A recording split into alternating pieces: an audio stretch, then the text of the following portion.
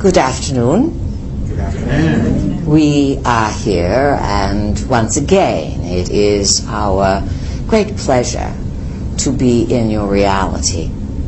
Stretching to psychic awareness is going to lead to a recognition that the world is, let's say, coexisting in a multi-dimensional stew of happenings. And we will cover this afternoon all manner of subjects, so do not feel that you are solely required to stick to psychic instructions, because as things unfold on the planet and in your lives, there's always a multi-dimensional component to it. Now, let's talk about multidimensional for a little bit here, because you've already started playing a game about timelines, and you have extended in front of you a very large, what would you call it, chart? Yes? Yes. Chart of time that our vehicle has in a book that comes from, about 4,000 BC up into relatively the current era.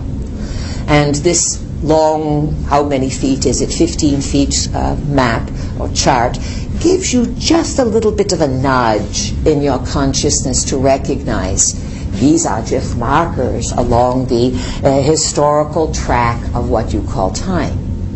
Yet, people lived, many people lived, and you know what life is. You have a life of your own. Each person that has lived was born as a babe, had to learn how to mature, had all sorts of things to figure out, and all sorts of issues and challenges of their own. We have called this whole conglomeration of people, we've called it the Book of Earth. What you have in front of you is simply a chart of time. And we believe in one of our books, which one was it there? Family of Light. There is the idea of the Book of Earth, that somewhere there is a compilation of, not written down, but all of the recordings of people's feelings and their energies. We have been teaching you over the years that the times in which you live are pivotal and very significant in that energy is accelerating to unlock the lines of time, to create a healing of sorts. If you glance at the further end of the chart, over here to this area, our left, perhaps it would be your right since you are across from us, that would be the current era. So stretch your mind for a moment and close your eyes, and those out there in Mystery Land, follow us along if you would, and imagine going back in time. The chart says about 4,000 BC, but let's go back to 13,000 BC, the alleged time of great turmoil and potential Atlantean destructions. So imagine now that the chart is extended in your mind. It might be 30 feet long now, a time track that goes back to 13,000 BC. That is a 13 with 3 zeros. Not so long ago in terms of time, yet your historians do not even recognize much going on in that period.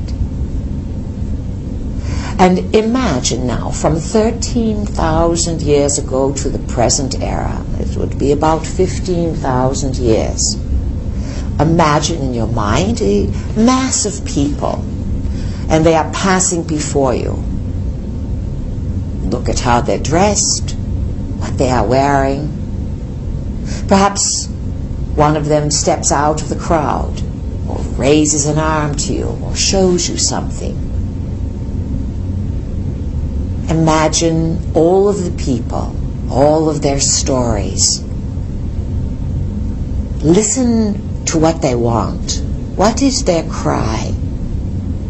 In the inner heart and soul of the millions, billions upon billions of people that have lived from 15,000 years ago, or the past 15,000 years. What is the theme? Why do people reincarnate over again?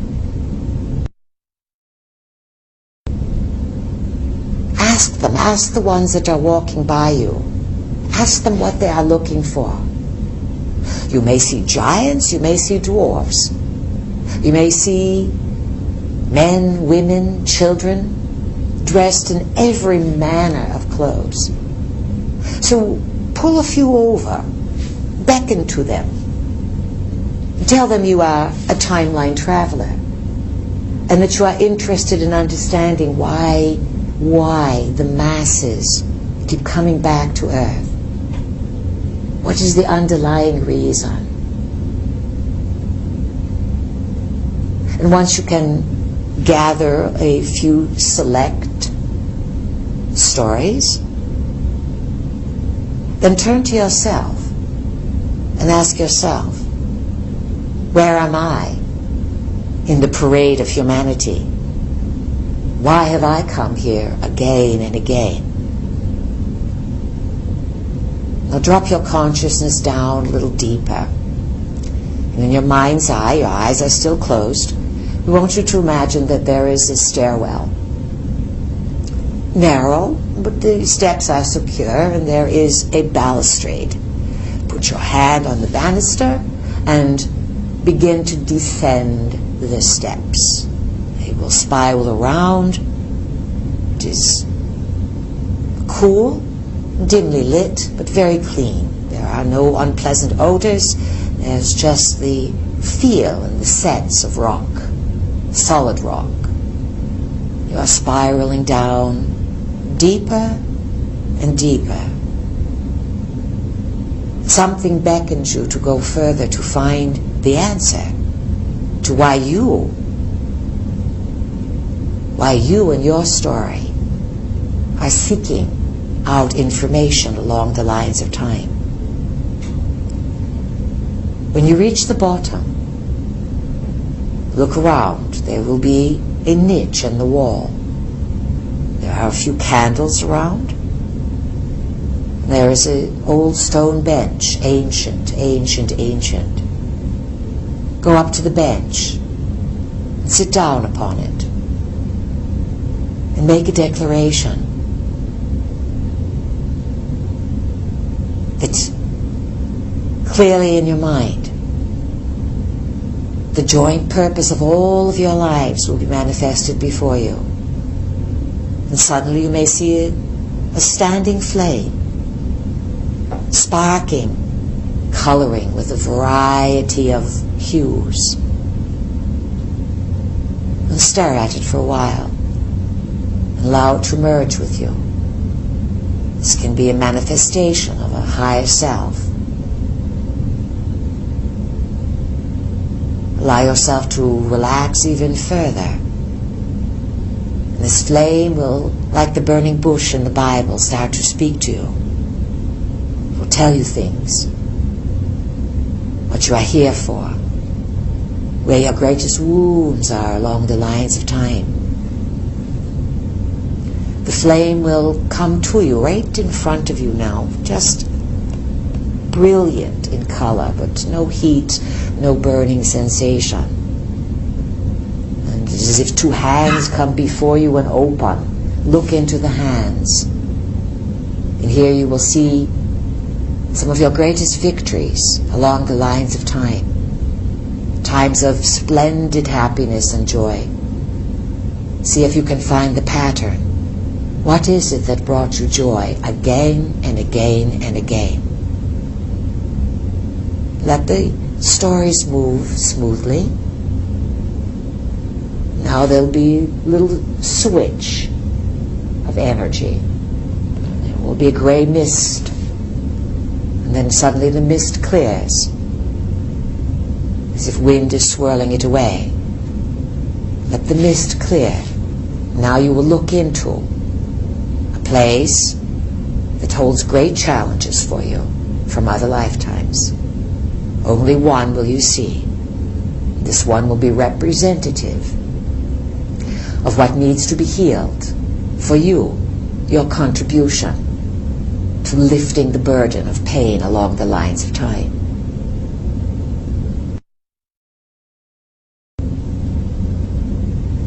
And as you see this picture, whatever it is, whatever your challenge is, even if there is no visual, feel it. Feel that there was something somewhere along the lines of time that is in great need of your assistance. And so from that ancient stone bench, knowing where you come from and where you are going, we want you to imagine that your center chakra, the fulcrum, the heart, begins to open and open like a sun is bursting forth in your chest.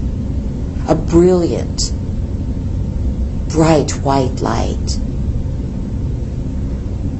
And through that sun, we want you to pour some assistance, some love, some assurance to that part of yourself from long ago that needs to be reconnected with its own purpose and to alleviate its pain and challenges. Pour that love and assurance into that vision. Now the page will close and you will see another picture before you. It will be masses and masses of people gathering, like the people who are in Tahrir Square, or the people gathering all over the globe to demonstrate for what they want, to protest. And see if you can open your heart to all of them and give them something that helps them understand what they are really after. And that is the remembrance and the recognition of their spiritual self and the freedom of that spirit being and the love of the multiverse that always supports the growth of consciousness. Now the flame will step back and just suddenly poof, be gone. And you look up from the bench and you know that there is a long trek up the stairs. But there's a trick to the trek. Just beside the stairs, there's a little stone in carving on the floor. Concentric circles with spirals around the edges. You step onto that small stone platform, barely raised, but elaborately carved. And picture yourself at the top of the stairwell, instantly. And now, remember that you were watching the masses of people move along the lines of time, and they had a message. When you went down to the depths of your own being, you garnered something that could help you. Feel the upliftment, the support. Feel the energies around you that want to help you, that want to enhance your life. Integrate all of this as if you are wrapping yourself in a lustrous cloak of gold. Yes, picture a golden cloak around yourself. And now when you're ready, 3, 2, 1. Open your eyes and come back to the moment. All right, everyone back? Yes? How about shaking your wrists, please? Just make sure you're not drifting off somewhere and saying you're back when you are not. We know how that goes. Yes, all right. That's just wrist shaking or something tends to bring you back to the current moment. All right. We'll proceed and then we'll have you entertain questions. All of humanity, whether it is all the people on Earth now, which number approximately 7 billion, and all of the people that you saw in your vision from the last 15,000 years, all that and more, much, much more, are looking for something in your current now. In this capacity, you can realize that you can surf the internet and move through every channel on TV and the radio and still not get the picture.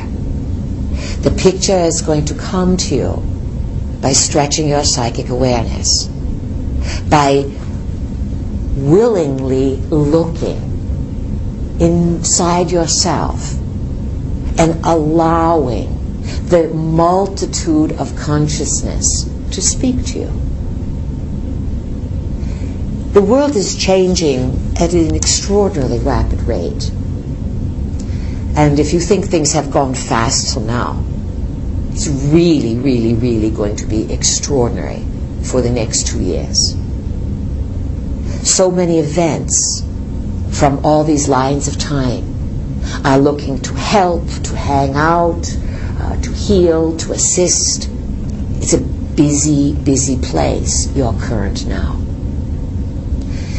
As we said the other evening, one of the challenges that humanity faces is to find the truth in all of this. Where to look, how to sort it out.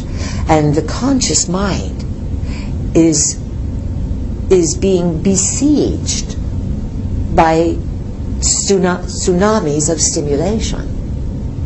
And these, let's say, tsunamis will only increase.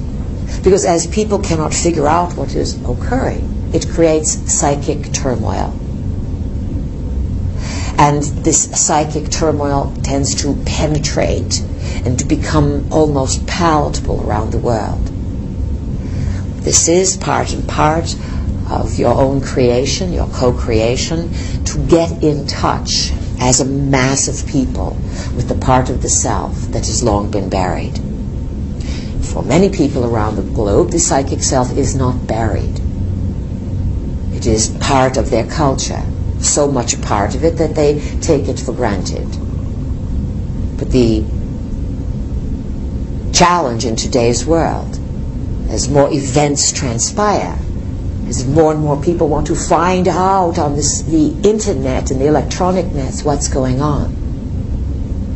And because they can and it is available, this is a huge magical working, so to speak. There are forces who are deeply invested in humanity maintaining its psychic ignorance, being unable, so to speak, to find out about the heart, what is in the heart of the Egyptian people, for example, unless they tune into the news. Or what is going on in modern-day Iraq. So, as students of the mind, those interested in consciousness, we want to assist you in sorting out the feelings, the premonitions, what's coming up for you. We do not recommend that you find out your information from the electronic media. It is an addiction. And you must learn to break this addiction, because the disinformation is going to become extraordinarily deep and complex. And when a person subjects themselves to falsehoods after time and time again, what happens in this type of magical working is that the biological structure, the aura, the psychic field, the neural networks, they become battered with all of this psychic turmoil. This is true, this is true, this is true, no, it's this is it. And a person shuts down. You may find the gathering of information satisfying to a certain part of yourself. But we would say to especially those up there in the winter lands, sometimes you can get your greatest psychic experiences when you are meeting the elements, when you are out there shoveling snow, when you are yourself immersed in nature. Spring is around the corner, and this will be the most extraordinary spring that you have seen on the planet for a long, long time. The energies are like lightning forces. They will run fast and furious through the land, through the psyche, through the body. This is a time of immense quickening, a colossal creation and co-creation of consciousness. So you must, if you are willing to be a spiritual seeker, you must do your part. Otherwise, let's say you will be swept up in the great forces and the rapids of the tidal changes. It's open to discussion now. Who would like to begin? Please state your name and we'll see what we can really discuss this afternoon. It does not have to be a question. It can be comment that opens up more comment. Please. Yes. This is Joy. Joy, welcome. Thank you. You too. I heard Barbara mentioning earlier today, before we got started, something about 2012, and I'm really not all that attached to that date, but I did hear something on Veritas Radio the other day, and somebody who's researched Mayan history a lot, saying that actually there's nothing in the Mayan writings that pegs 2012 as a big time of disaster. It is an ending of a cycle, he said. Exactly. We've suggested that for years and years and years. It is a calendar point, a date. And as a legitimate date, it was selected long ago and noted. And it has many reasons for its notations. If you follow the Mayan calendar to some extent, their premise was to understand the story of people, or history in your terms, in relationship to and under the influence of larger cosmic cycles. On Earth today, your scientifics, just in the last 20, 30 years with the development of instrumentation, beginning to put together that you are affected by, in terms of weather, things that can be beyond the Earth's atmosphere. Obviously, it's been long noted that changes in the moon cycles and the tidal waves, the eclipses, solar cycles, all of this can have an effect on, let's say, your consciousness, your reality, your weather. And so the Mayans understood the influences of the galaxy, especially in particular the center of the galaxy. And this is, let's say, this date that was selected, December, 21, 2012, which is in some debate by people, but we'll use it. We've always used it. It is an end. When there is an end, there is a beginning, yes? It depends on your beliefs as to how you interpret what an end is. Do you remember, let's take a little time traveling trip here. Let's go back to elementary school. Nothing unpleasant. Let's go back to a good time in elementary school, and it's the last day of the year. And it's ending, yes? Hurrah! Especially if you've passed everything. And in general, what are you looking forward to? Summer vacation, yes? A holiday. And then you know that there's going to be something new later on that will begin. And one could say those summer vacations are the pause between things. When there is an ending on a calendar, there's also the implication that ending date is the birth date of the new calendar. And what we've been pointing out is that you will have a transition period where the energies may still be sparky and fizzly, and sort of you will be dealing with the aftermath of the acceleration.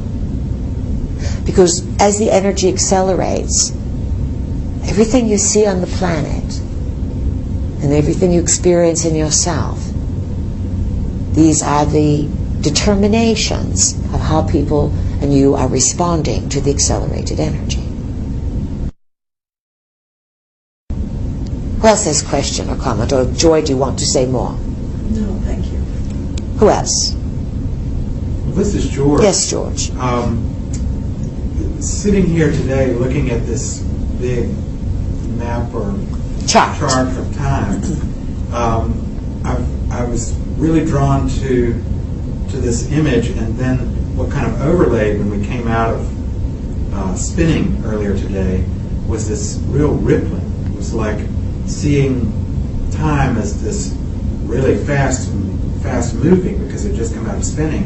It was this rippling of time, and what kind of came out of that too was this image that you've shown us and worked with us too about how the visible spectrum works, and that we're seeing an inch on a big yardstick. We're seeing an inch in terms of what is visible in reality. And I thought, well, this is the way time is too. Is that there's this big redshift behind us of what we think is behind us, or we know that time is simultaneous. But then we're moving towards like maybe the ultraviolet end, and that's what happens in the rippling of the way the visible spectrum and then beyond and in front of that works, is that it's kind of like the ultraviolet end is moving faster. Towards you go towards gamma, everything looks like it's moving faster. Everything at the red or infrared end is moving slower. Radio waves, slower. Now, just as you gave the analogy of the electromagnetic spectrum, and our vehicle has a map of it. She'll pull it out for another visual for you for around lunch or after lunch. So approximately we've used the picture that it is a yardstick, 36 inches, and that only one little inch around the 24, 25 range there is visible. And if you look at this time chart, you have the illusion that you are at one end of it only in a little slice of time, yes? Yet theoretically, as we've been talking to you, and actually, the whole conglomeration of simultaneous time is occurring. Yet the comfort of the visual spectrum gives you the illusion, and some of your beliefs about time, combined together, they give you the illusion that you are isolated in time. And that is, let's say, part of the modern experiment. 500 years ago, a version of you would not have felt as isolated in time, because you would have had more access naturally, very naturally, to your psychic antenna, your psychic intuition. When there is no way to find information, there's always a way. Modern world has just become entranced on building devices that they believe provide them with information. You follow this? Yet in actuality, there's nothing wrong with it per se. We are not judging what you have created. We are commenting on the difficulties that you are having dealing with the manifestations in the material world and the fixations that you have on these manifestations, and the sore poverty that humanity has in terms of psychic spiritual world. And all of these joinings of people together, you've seen pictures perhaps of the masses of people gathering in Egypt, masses in Tunisia, masses in Yemen, they're revolting everywhere, in Syria and Lebanon, and Turkey's all riled up, and it goes on and on and on. This is, in some way, consciousness gathering together to call for freedom. The United States is leveraging it as democracy, as if democracy is, let's say, the ultimate goal. You've been trained that it is, but is it really? Is there something, a new thought form, a new description of how people can gain their freedom? And all this movement for freedom is really inside the spirit crying for recognition and meaning. Do you understand this? Now, as you glance at this chart, you are on it many times in many places.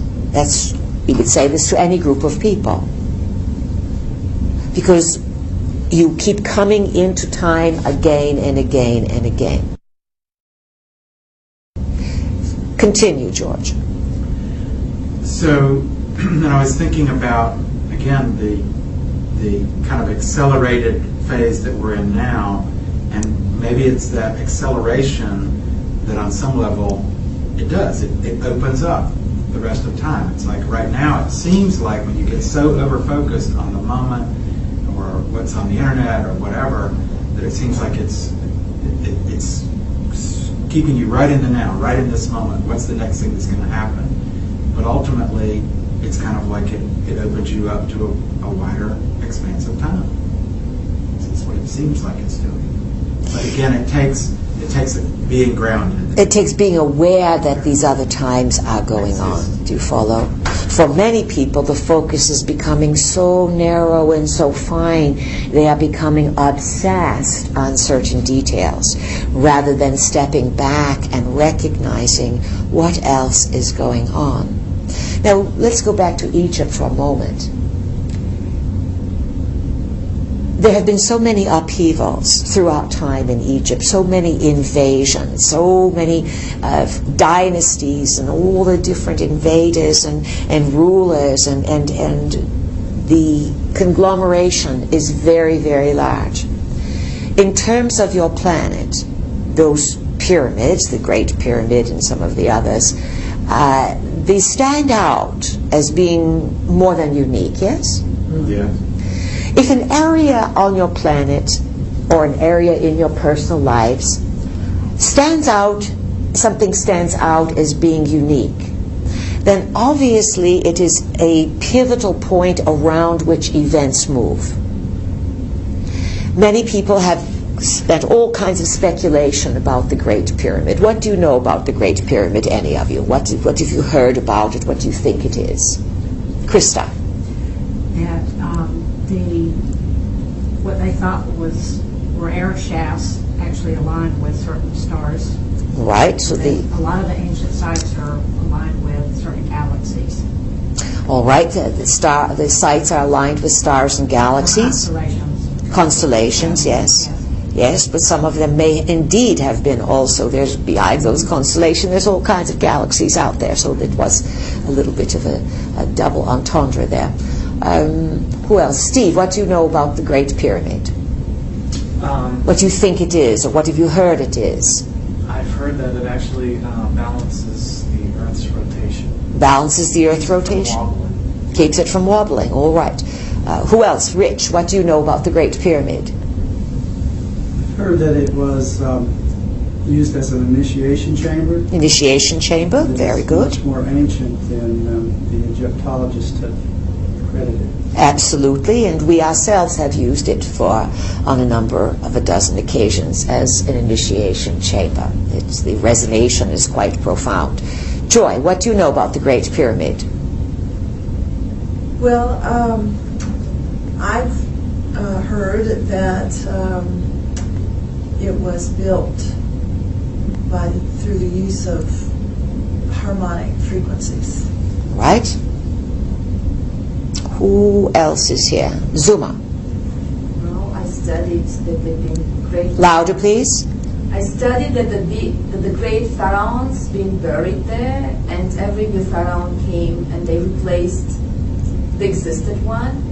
I also read that the pyramids were not built by humans, and also been very, very old, much older than we assume they are. So they also be like a spaceship. So right. They've been used as spaceship, and if humans will learn from the pyramids what is the spaceship, they can use their own bodies as a spaceship. Dale, what do you know about the pyramid? I've been reading that perhaps there's underground tunnels connecting the pyramids, and that there has been a lot of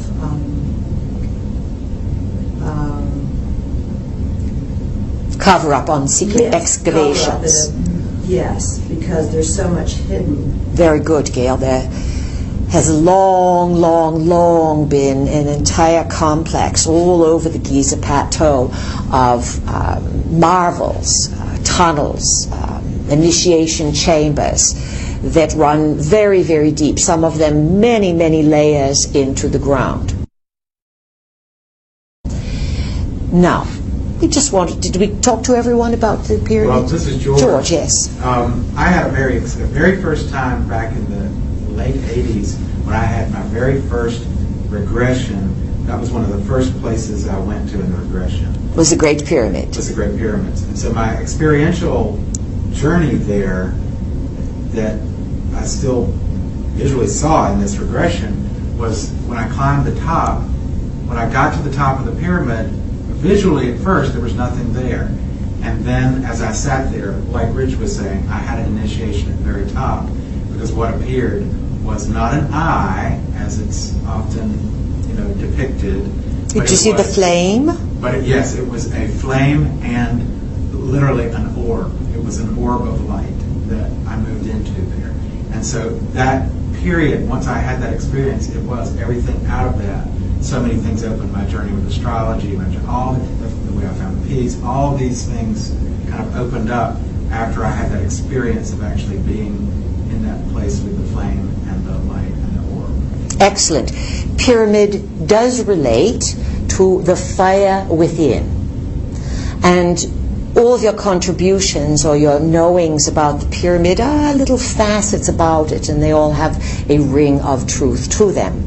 The pyramid, let's say, can be thought of, we have described it years ago, as a primary event. It is something that people far and wide along the lines of time ventured to visit because it was considered to be after the builders and all much time had passed, it's considered to be a great mystery.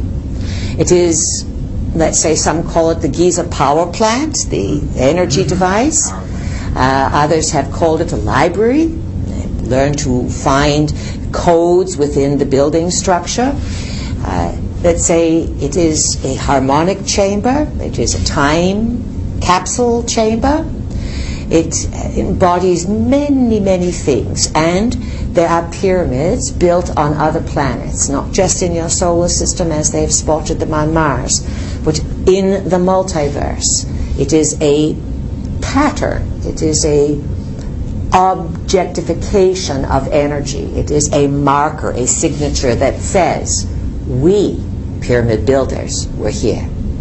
Now, let's look at the modern era. And let's make let's say a group agreement here that since you all in this lifetime know a little bit about the pyramid, that if you haven't visited in this lifetime, you have in another. You've been there. And so has many, many people. It was a destination on the planet for all kinds of sages, magi, seekers, etc. Now, what's going on there today? We know that there's all kinds of things you could say. It's the Muslim Brotherhood, it's the CIA, it's the people wanting the freedom. There's all kinds of reasons. But what's really going on? Let's pretend that you are looking at Earth and you know about this pyramid, and now in 2011 things are bubbling along the spine of the Nile. They're bubbling along an initiation point that is unique to the planet. What are you picking up? What's the reason? What's happening? I think that because it's the end of the calendar, so there's something new coming again through the same land, and it's actually resonates through the whole African continent. Good, something obviously new is coming to that land, and if this much energy is being focused by millions of people who are on site at the ground zero, and billions of people tuned into their little godlike devices, where they can look through time and across the world and see pictures. These are godlike devices. So do you realize how much attention is on this place? The dynasties in Egypt were founded by very large beings who came from the cosmos. Someone said, we believe, we've been talking about the other night and now today, even for many months now, you've been talking about the push of the UFO story, how it is, here it is, no it's not, there it is, no it's not, this is the story, no it's not. There is a great, let's say, propaganda movement to introduce and confuse, yes? Yeah. To introduce and confuse. We would say, as observers of your world, that this has very little to do with what's being said by your political leaders. They're all scrambling desperately. Hosni Mubarak has been in power for 30 years. And just across the way, across the sea there, the Mediterranean, we mentioned with Mr. Berlusconi, the Prime Minister or President, whatever, of Italy, has been embroiled in outrageous scandals of, let's say, having sex with underage women and running all kinds of, let's say, sexual bordellos and things within the realm of government. Mr. Berlusconi just came out yesterday and said, Mr. Mubarak is a good man, keep him in charge. Birds of a feather flock together. That's an old little witticism that you usually keep. Let's say that you are seeing on some level the corruption of power, the decay of things, and you may think, oh, well, that's over there. As Zuma said, all of Africa is about to change. And as Steve mentioned, this pyramid is a stabilizer. And so the people, it's also a receiver of cosmic energy. And so much can be sent from the cosmos into that pyramid to affect your Earth. Questions or comments? Peace, this Yes. is Joy. Yes, Joy. I'm wondering if the powers that be, they might use what's going on as an excuse to shut down the pyramid to... Absolutely. Absolutely. They seem to be shutting down a lot of power sites or power things, objects, moving them out of public sight. Very all over correct. that region. All over the world. First they are declared a World Heritage Site, then they are cordoned off, then they are closed for repairs and archaeological review, and let's say this has happened in great proliferation in what we would call phase 2 and 3 of the nanosecond. Generally, from about 1987 to about 2000, most people, if you wanted to travel and visit these places, there was a great accessibility to go into the sacred sites, to sit and to vibrate. And many, many millions of people made those journeys. Now it is becoming more difficult, and many places are, one reason or another, closed down. If you notice, the Gulf Wars, the first one started in, 91? Closed off one of the great historical corridors of your planet, that is Mesopotamia, and infused that area with war and destruction. There are forces, principalities they are sometimes called, that are created and called forth, often unwittingly, yet they are called forth by what people are playing with. When a person is of disreputable character, no moral values, and lies constantly, and there are many of these types on your planet, yes? They create energy, and they have, in the last 100 years, become extraordinarily unified. That is why Mr. Berlusconi is standing up for Mubarak. They would be, on some level, lodge brothers, Masonic lodge brothers. Do you follow this? Stretch your mind, stretch with us. This is about stretching.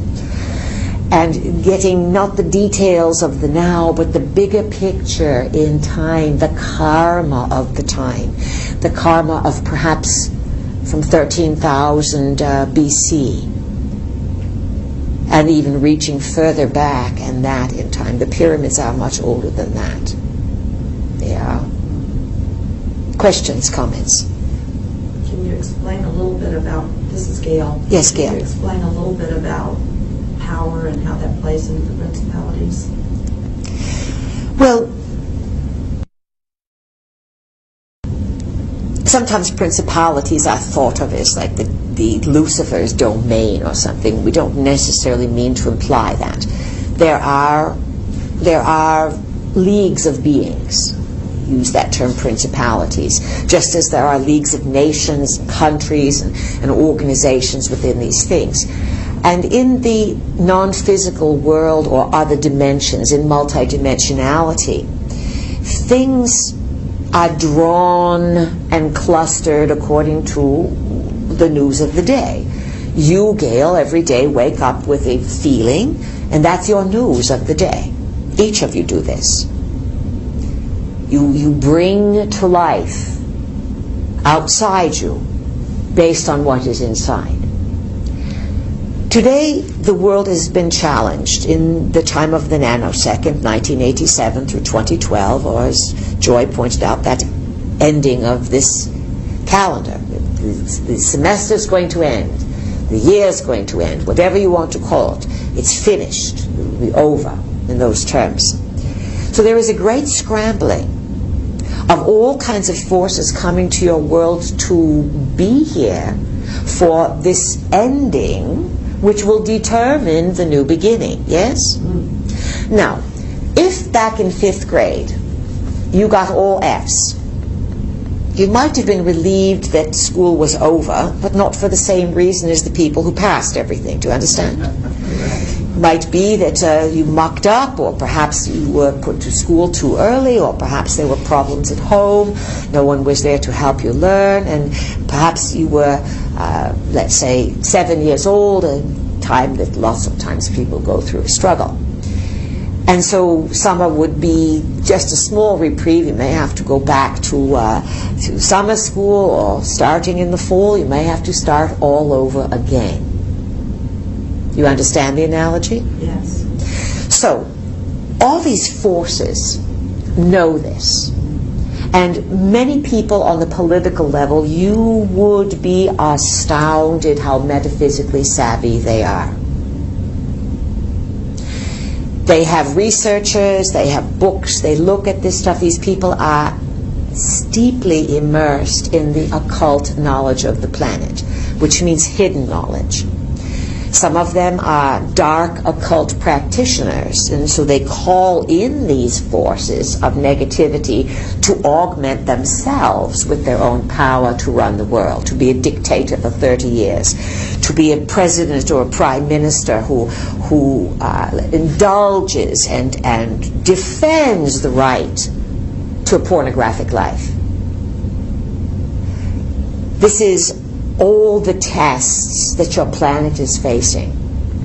And because the media tends to cover sensational stories of a shocking nature, and because they are the main promoters of disinformation and propaganda, and the media are simply puppets, everything you are watching is a massive puppet play when it comes to the media. There is no coverage, and no one really wants it to be covered. And it cannot be covered on the media because it happens on the inner. We have called it the inner net. Remember the inner net? And we have suggested that when the internet is closed down or shut down, the inner rises to take its place. The curiosity wants to be satisfied.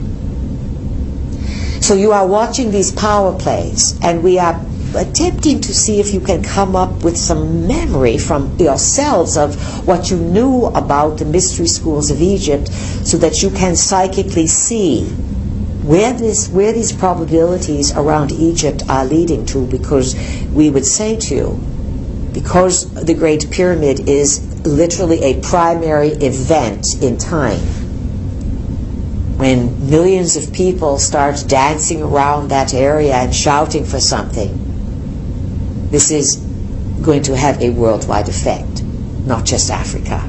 You follow? Yes. Who's picking up on something, please? What can you psychically tune into? This is Rich. Yes, Rich. A week or so ago, Henry Kissinger made a statement that the events in Egypt were just the first act of in a very long drama that would have to play itself out, almost as if powers that be or dark powers that be had anticipated this, maybe had instigated this, and expected this sort of chaos to spread. That is very good sleuthing on your part. Mr. Kissinger has been identified by many people as being the president, not the president, but one of the presidents of the no-goodniks. We don't like to say too many bad things, but it is very true. He's had his hands in many a tar barrel, and if you could see his psychic field and his energetic field, you would find that it is angry, that it is volcanic, that it is filled with all sorts of attachments and dark energy. And this would be true for many of the players that are operating as his lackeys. He is making an announcement to the world of what to expect. This is not going to go away quickly. However, we have often said to you that the power of the awakening spirit in the people and this need, this desire for spiritual freedom that will play itself out as psychic recognition and multidimensional awareness, that this will prevail.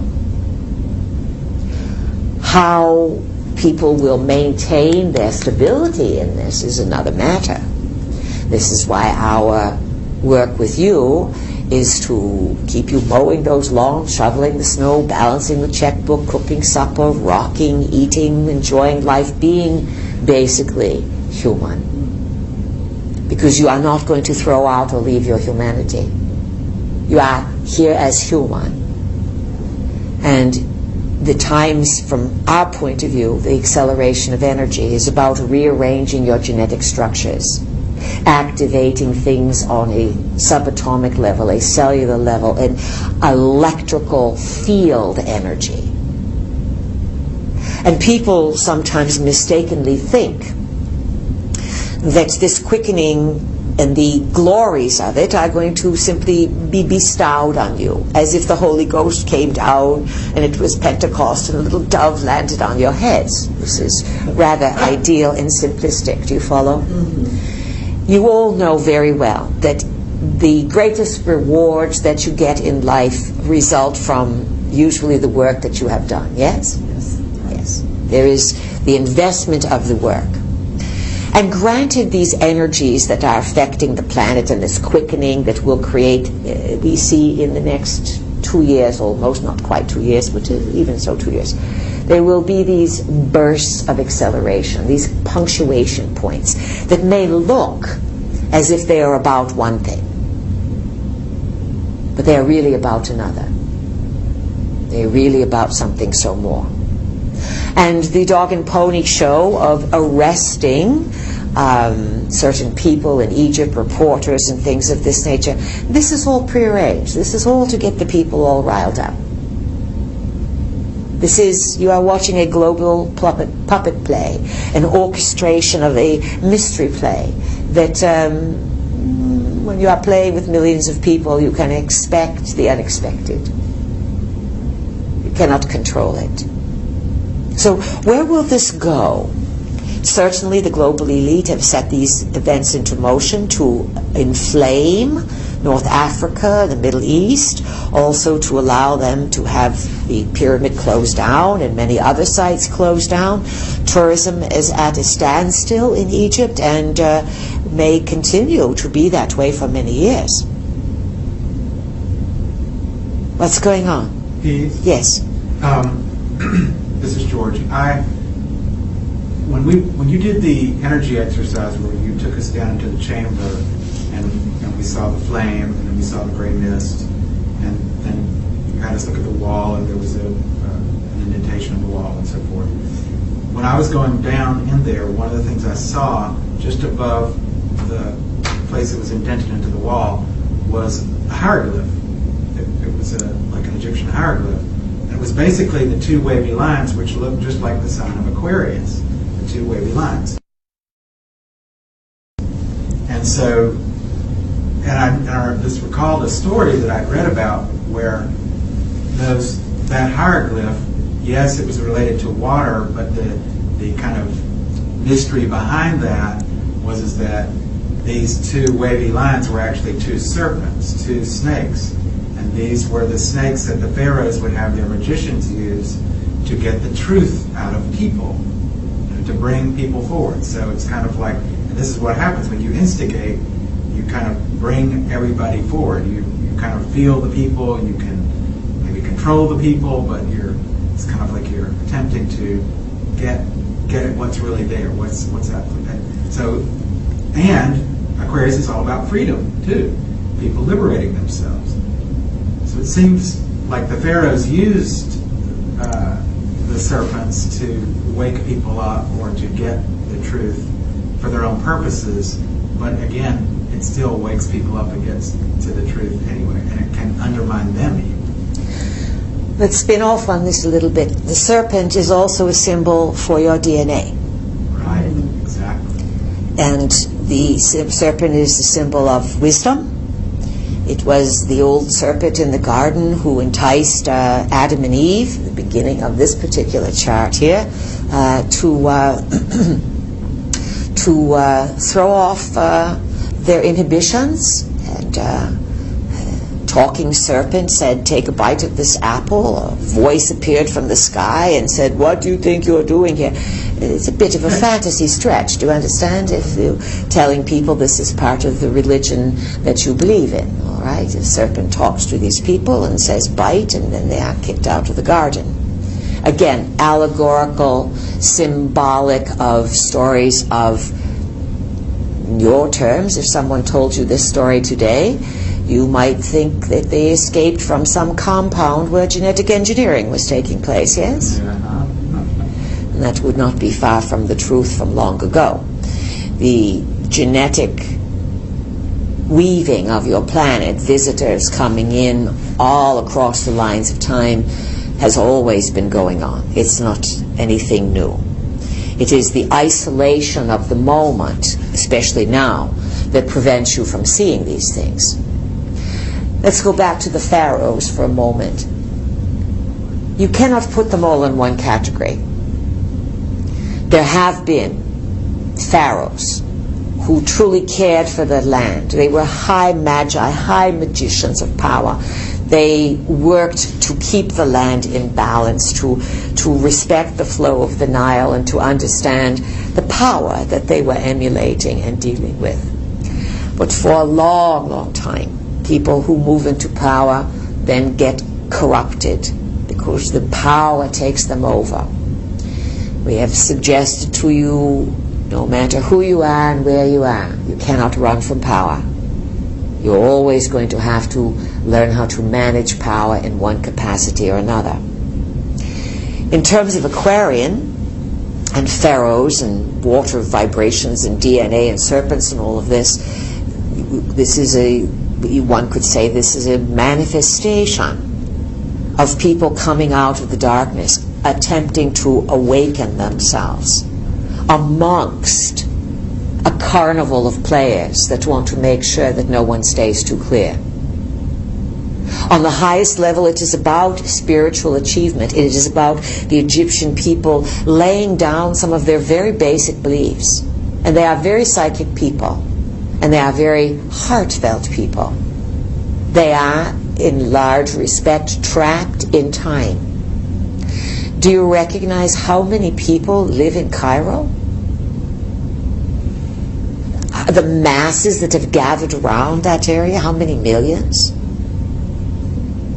And yet they are poor, there's dust, they do not have good sanitation. In the last few decades, the difference between poverty and wealth is extreme, to extreme measures. You have people down the Nile who are still collecting dung patties from the water buffalo, from their cows, from the camels, and they sit by the Nile like this. You know how you used to make mud patties when you were a child? Yes? They sit to make dung patties. And then they use these dung patties after they are dried as fuel to cook their meals. This is in modern Egypt. Egypt is got so many timelines merging together, it is worthy of your study. This is Krista. Krista, yes. I'm thinking also that the pyramids and the Mayan originated pyramids, with all the violence going on in that part of the world, that's also closed down, and that our current government has declared so many of our open sites as heritage sites and are prohibiting people from going there. You mean in Mexico? And then mostly in the West. Yes. Yes, but also in the U.S. But let's add this for a moment here. Look at the violence, the drug violence in Mexico that prevents people really from wanting to venture down there and immerse themselves to study these sacred sites, even though many of the places in Mexico were exceptionally violent. The Mayans got engaged in some very, very, very, very dark practices. So it's just because they had knowledge to understand calendar cycles and could stretch themselves into that knowing, they still had to deal with their power. So imagine if we said to you, all right, dear folks, for 5 minutes the portals are wide open, you can stretch and know anything that you want. Some people would go to get the lottery numbers. If this was the public, do you understand? Maybe not you in this room, but think about if you had 5 minutes where you could grab anything you want and to know it, what would you want to know? Because then it would be a reflection on your character. So the Mayans could read the cosmos and track the celestial calendars in relationship to the galactic womb, and yet they made sport of tossing people's severed heads around, saying there can be knowledge, and then there is the application of the power that the knowledge brings. Questions? This is Rich. Yes, Rich. Just revisiting the Mayans in Mexico. Down in the Yucatan, I've never been there, I'd love to go, but we have these massive pyramids that we refer to as the Pyramid of the Sun and the Moon. Yes, we have been there. But then also there is the temple they call the Temple of the Warrior, like you were suggesting, which seems to be related to human sacrifice. And so how does that happen? It seems like we look at these sacred sites and there are these very sacred monuments, but then right alongside, maybe it comes from a different time period, you have these more negatively oriented sites. Well, this battle of, let's say, truth and falsehood has long been on the planet. Some call it good and evil, right and wrong. But it is about truth and falsehood. And when you learn, you gather knowledge, the knowledge in general gives you power. You learn how to drive a car, you have the power to go someplace as long as you can maintain the automobile and pay for the gas. Do you follow? It's the same thing with these cosmic knowledges, and today people are not interested in knowledge in general. The mass majority of the planet is interested in being entertained. Think about it. What do most of the people that have electronic data, telephone, all this stuff, radio, everything, what do they are using it for? Entertainment, yes? And hi, I'm here, I just bought this kind of thing. Now, an event, or let's say a construct in your time, such as the pyramids in Mexico, the pyramids in Egypt, can appear to be built by one location in time. It looks like that. It looks as if, oh, right in this date, these people are doing this to build it. But that is an illusion. because there's always many realities engaged in something. So from your point of view, a way of thinking about stretching into multidimensionality is that, let's take the Great Pyramid, for example. So say someone says, all right, it was built in 25,000 BC. Just pick a round, easy number there, 25,000 BC.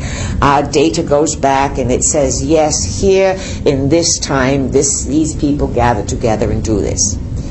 That again is, that summation is the conscious mind's way of locating something, solidifying it, and placing it in time so that the conscious mind cannot have to think about all the other ramifications and come up with a decision and rest. You see, multidimensionality is befuddling to the conscious mind, especially the modern conscious mind, because of the detail, the rote, the focus that you have been trained to have. It could be that in what you call 25,000 BC, a version of the pyramid was being built. But because time is simultaneous, it could just as easily be that 100,000 years ago, the same pyramid was being built. It just appeared in two different times, simultaneously. What we are suggesting is that some of your structures, your ancient structures that are still around, are not built just in one time. They are a combination of events being built in simultaneous times, and then they build together. To further complex the story, Steve could have been there, say 25,000 years ago in Egypt with his trusty whatever. They had large camels in those days. They were twice the size of the modern camels. And he also could be right there watching or participating in the pyramid being built 100,000 years ago. We are stretching you a little here. You following us? It's challenging to understand. Yes, we know. And who is challenged? This is rich. Yes. No. Which part of the garden of the mind is challenged? The P. The P, because the P says, this doesn't make any sense. Yesterday is yesterday, tomorrow is tomorrow. Yes? So what we are after here is we want you to understand that time, as you have experienced it, has been a little hammock for you. Someplace you swing back and forth. And what's happened is you have become, as a people, so accustomed to swinging in your hammock that if any data comes of another type of way to be, the mind says, yes, maybe, and you have opened minds. But the P is overtrained. It's sort of a trap door. It says, no, it shuts down. Now, let's take this event further.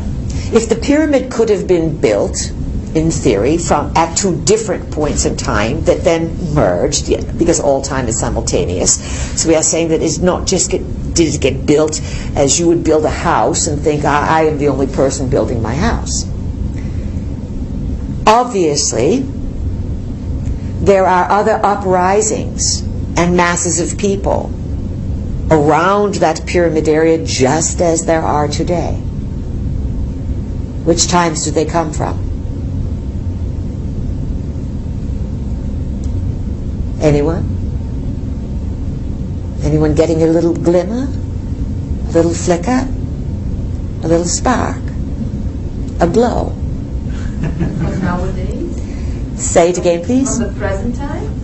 I think from all time. Could be 100,000 years ago. Could be 25,000 Yes, years ago. could be any time, yes, that many people have gathered there.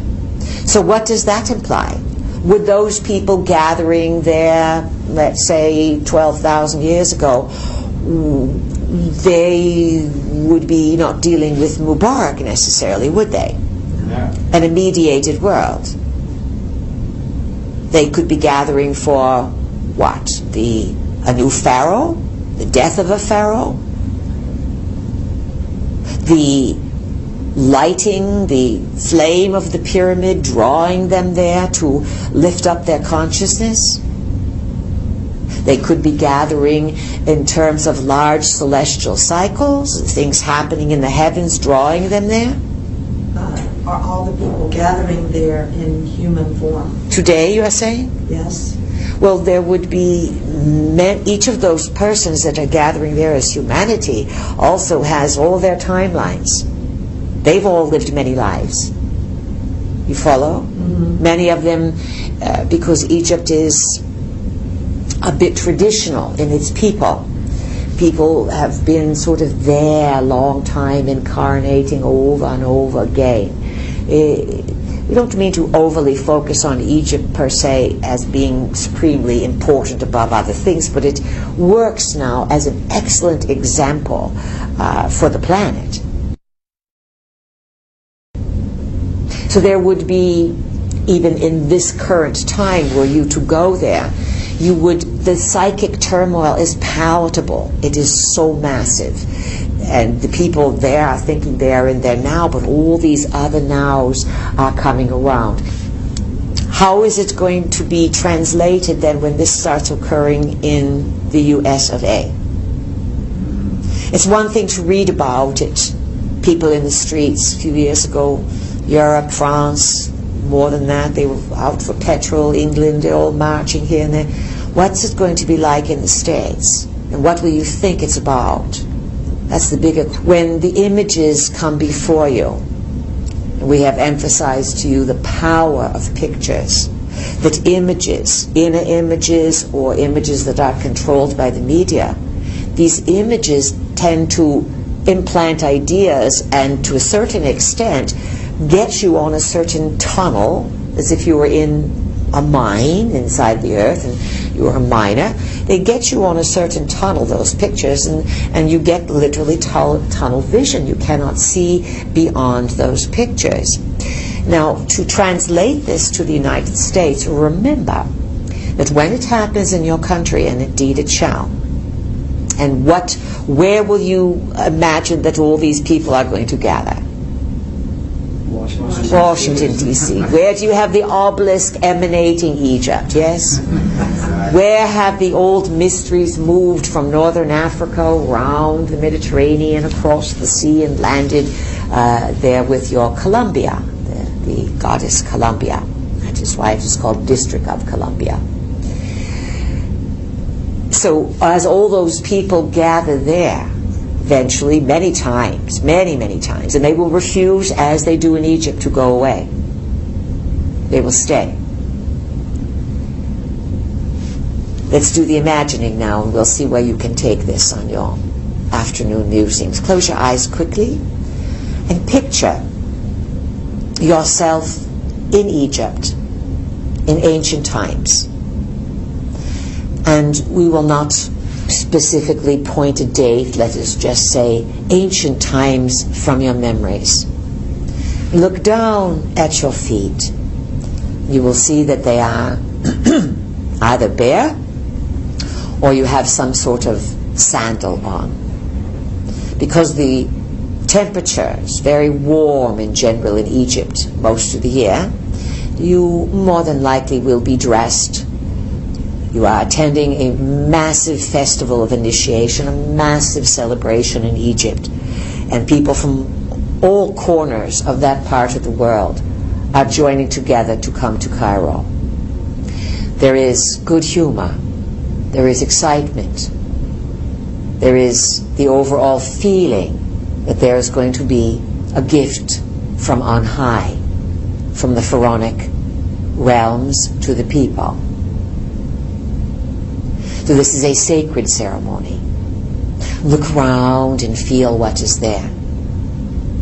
And you are coming to join forces with millions, because the Great Pyramid is going to be made to light up and sing.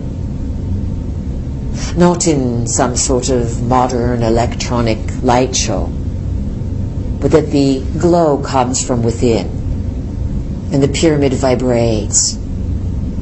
And the pyramid, in its lustrous limestone coating, shines so brilliant when the sun is out, that it blinds your eyes, it is too difficult to watch. And you are coming for the celebration that will see massive flames shoot out of the top of the pyramid. And the beings who operate with higher mind and higher order, they will regally display their power and use the vibrating light, the cosmic energy of the pyramid, to transfer it,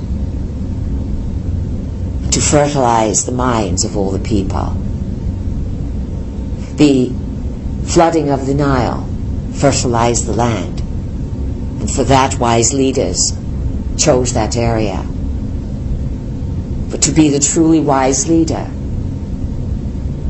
to keep things moving, the minds of the people had to be fertilized as well.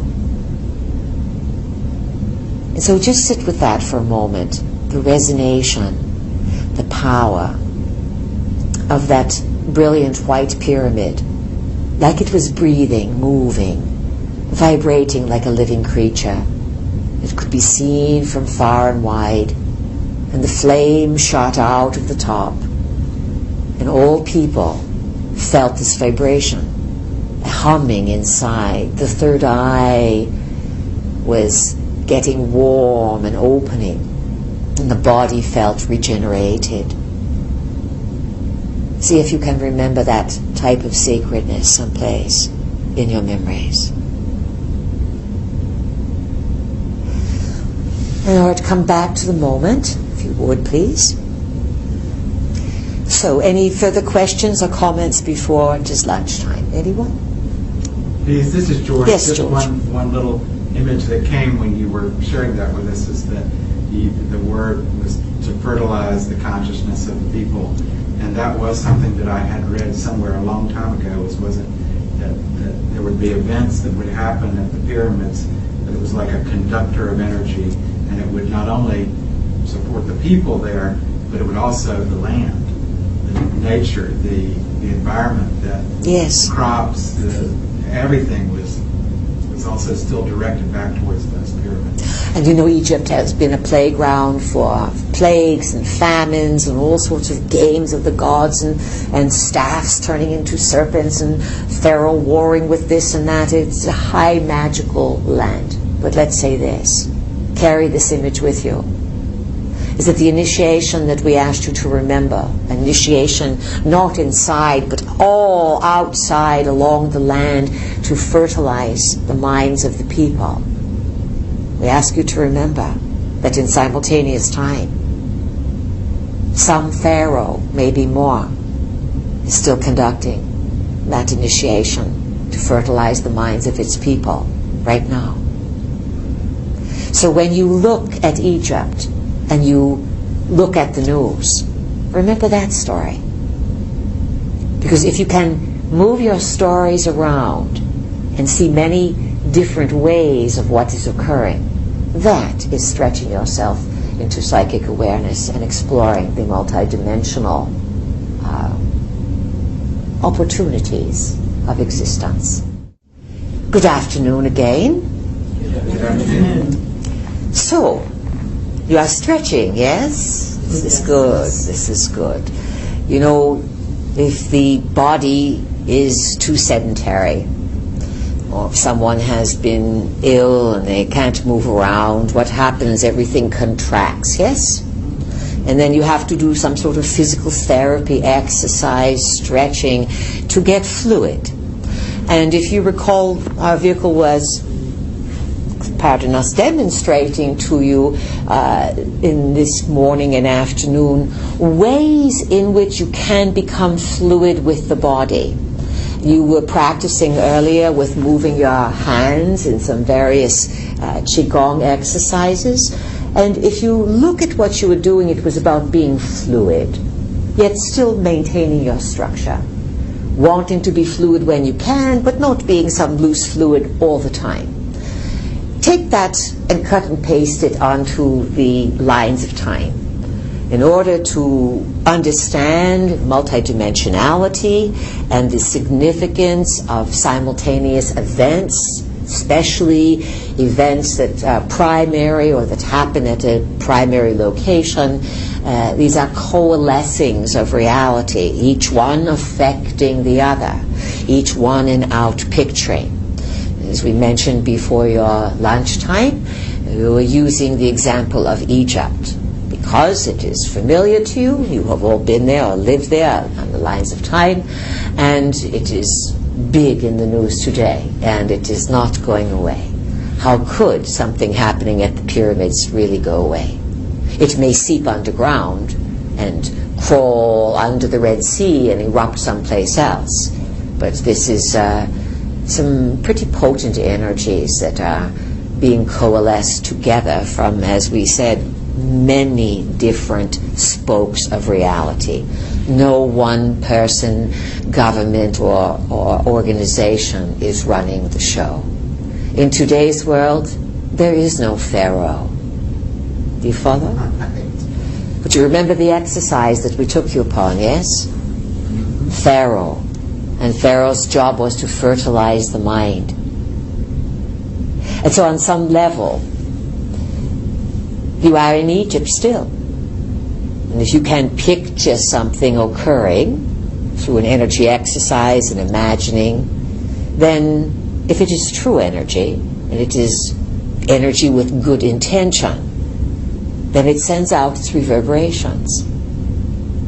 You are really now in the opening salvos, in the beginning tsunamis and sparks of revolution in the mind. And it will offer you and your progeny, and your lines of time, a victory in certain regards in terms of achieving a state of mind.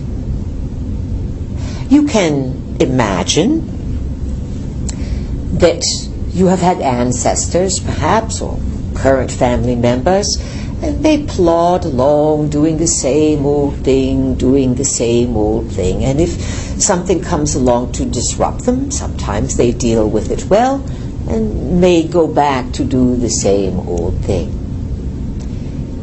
Sometimes the pace of civilization moves in that fashion. We call it the plodders, the movers. Sometimes, once in a while, things speed up to such an extraordinary level, like reaching intense high temperatures of Celsius or Fahrenheit. And things cannot sustain themselves so long in that highly burning capacity. So everything quickens and fires up. That too is an analogy for this ending point of the Mayan calendar. And back to what Joy brought up earlier today, that point is designated as an end, not the end of the world.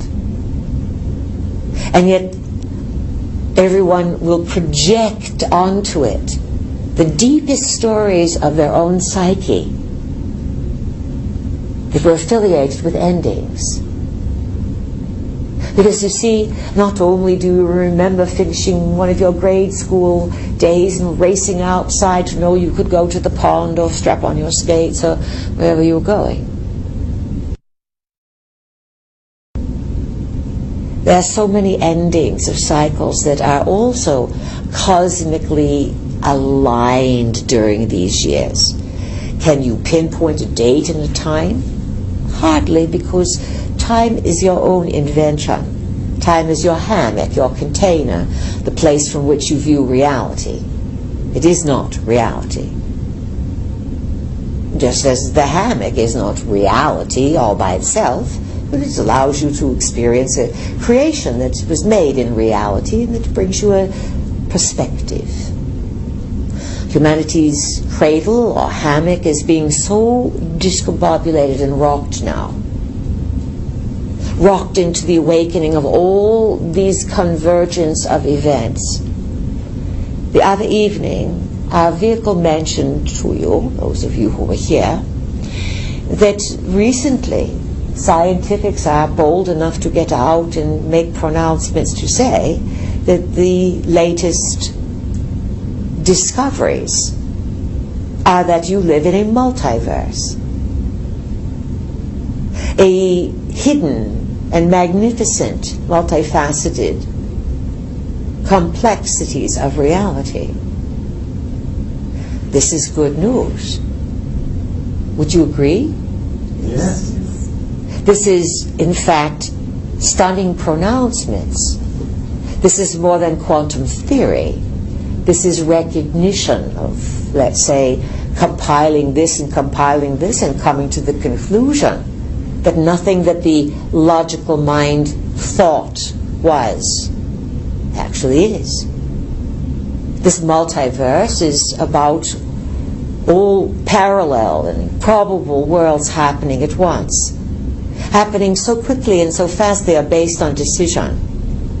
And with conscious awareness and precision, these probabilities can be surfed, jumped, and explored. And we'll remind you of this.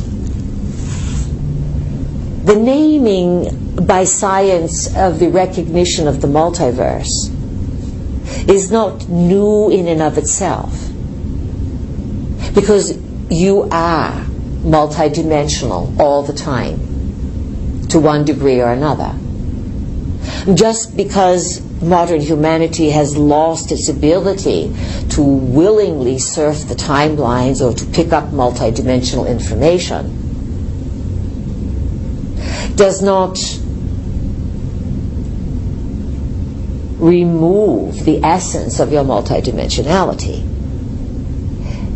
You are multidimensional by intuition, by complete naturalness.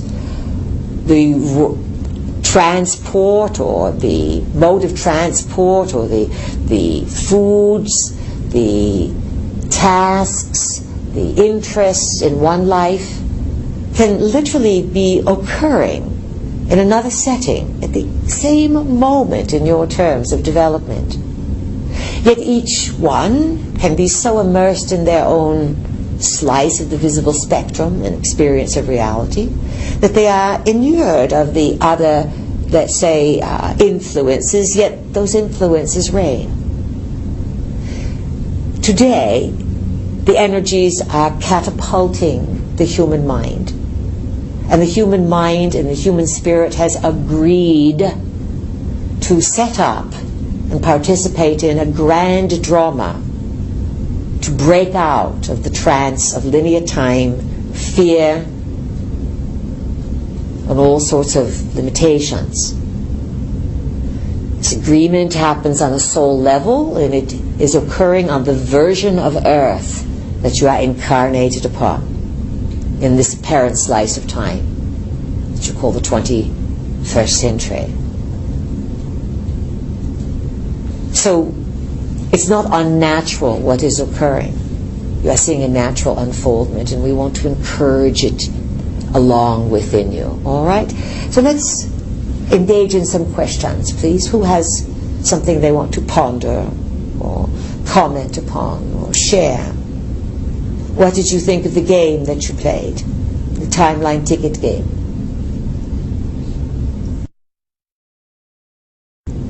Well, this is George. Yes, George. Rescue them. One of the things that in playing the game, one of the things that you or that came up for us to write was something.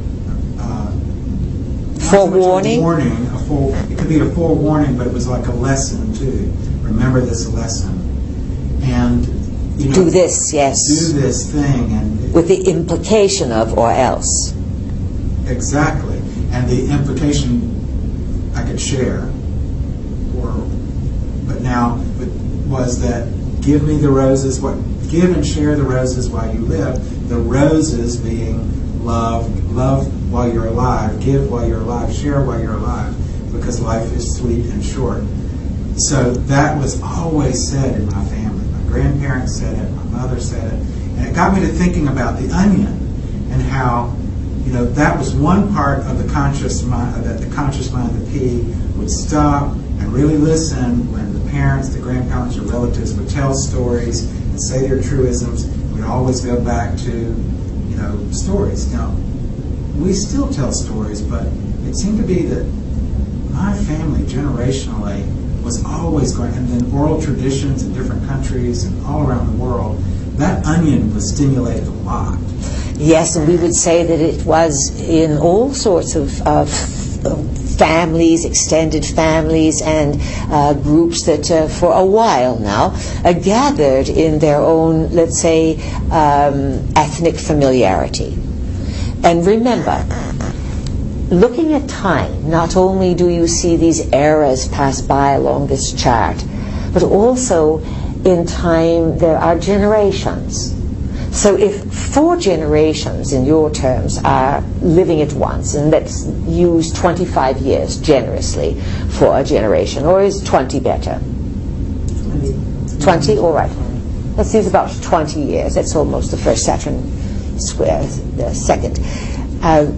20 years, you can see that if you look at 4 generations, or live to see 5, and you are alive for 5, and you remember 4 more, you can begin to notice a pattern, especially as things speed up and go faster and faster and not are in the plodding, keeping it the same, etc., that each generation has some great manifestation that they want to be noted for and be a part of. All right? Some, you had a few generations that were world war generations, yes? Major wars. You had generations, each in the last century, 20th century, that brought in their own type of entertainment and music. Think of the varieties from 1900 to now 2011. Each generation expressing itself. Each generation throwing one thing by the wayside and expounding the other. Each generation explores and expresses as a collective what it is all about. But today, every person that is alive on the planet has planted themselves within their own generation to be whatever age they are, to participate in these most super transformative times. And each person, by their own position and by their own character of choice, will receive to themselves very quickly all that they have put out. And if folly and greed and over-focus on material things have been, let's say, the primary investment of an individual, well, you can see what the nanosecond has wrought. This year itself will bring you millions more foreclosures. And millions more are dropping out of the workforce. And there will be so much loss in providing of funds for people, promised entitlements. All of that is over. Makes Bernie Madoff look like an ant in the rainforest. Do you understand? How big this mismanagement or misunderstanding of what wealth and abundance is. You cannot point the finger at any one person. There's no wizard at the top of the mountain counting stacks of gold coins and wearing rubies on all his fingers. You follow? This is a mass agreement and a co-creation. We do want to remind you that one of the opportunities, and there are many within the nanosecond, is that conundrums seem to rise very quickly and twist and turn, because this is a time of karmic return. This is the time when, as we said earlier, events along the timeline, some that are supplying support, abilities, strength, comes out of nowhere, and others are requiring deeper lessons. Lessons that have to do with soul spirit. Because it is your soul that moves forward. Yet it is your body that must act as the shock absorber to your own decisions. So it may look as if these things happen in your body and in your physical reality. But it is always the soul behind it. How can the soul feel at rest in the body? Here's a question for all of you. To ask yourself, as a creator and a co-creator, self, what would it take to probably settled and serene and happy as can be, healthy and vital and energy moving through me. What would it take to give you that vitality? What burdens and ideas do you have to lift off of yourself?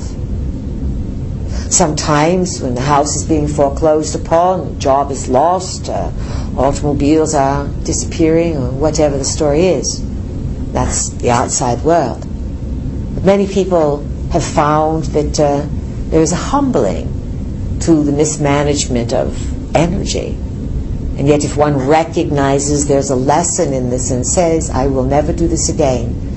I got my lesson. I spent more. I wasn't aware. I frivolous. I gambled, whatever. It's that recognition of how you used energy that didn't really work out in your favor.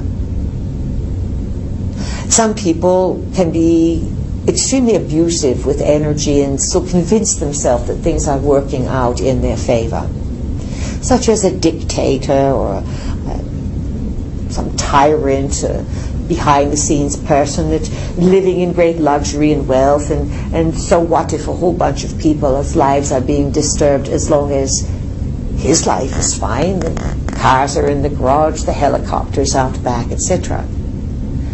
Do not delude yourself to think that this kind of thing, these people are immune. The energies will so intensify that there's only one way through it, and that is to be aware of what you're putting out and what your values are.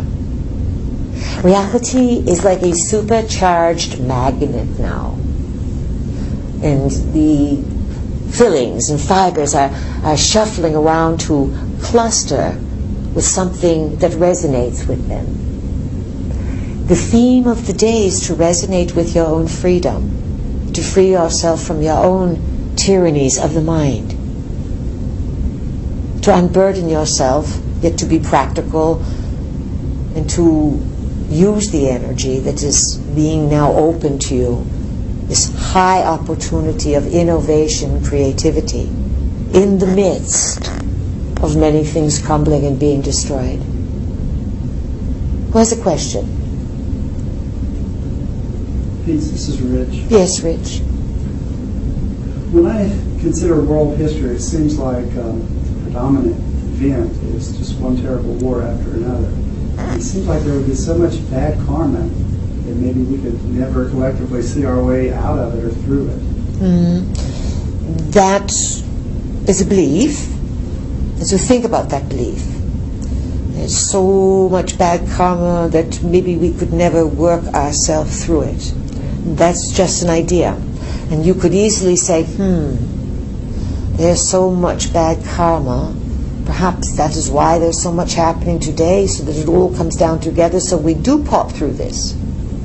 So it comes down to, can you in your mind, each of you, choose a way to navigate and create a harmonious resolution and solution without being delusional? And sometimes you just have to picture it in your mind. Picturing it in your mind, saying it will work out, and feeling it, sends out the message that it will work out. But you see, as we move into this territory, there is such a fine line between insanity and genius and illusion and delusion. Because many a person has got caught up in a dream and held on to it and just sucked it, and all it was their own madness, their own, let's say, getting trapped in that Neptunian vision illusion, forgetting to take out the trash, or to feed the kids, or walk the dog. Do you follow?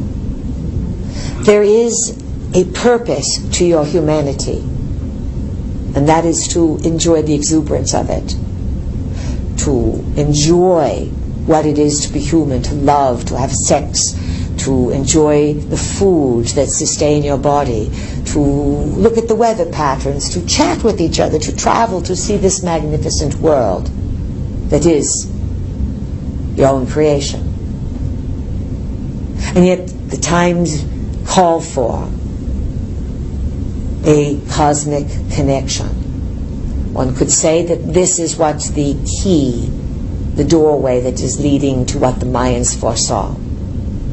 This recognition that it is humanity's destiny at this point to open to the cosmic mind. As you learned this earlier today, the Mayans, some of them had cosmic perspective, yes. They could track the, let's say, energies of the galaxy and make cycles. Maya is a star in the Pleiadian star system. But please remember that just because they had cosmic knowledge, they didn't have common sense in terms of valuing life and humanity. And you create so much karma when you do kill. When you think the game is about destroying someone else to get what you want. That is probably, on the physical level, the biggest entrapment of the game. A good heart, good-hearted, generous, poor person, barefoot, not having much, but always having this exemplification of energy. That is a soul that is moving along. Remember, as you have simultaneous selves, you have simultaneous wars in linear terms, Rich. But there's always healings. Not everything gets stuck. If it did, you wouldn't be even thinking in these terms. Do you follow? Yes. No one's following you home. Or you might pass a traffic camera or two, but you have freedom to move around. Can you remember times when you had to, like a cat, slick through the night?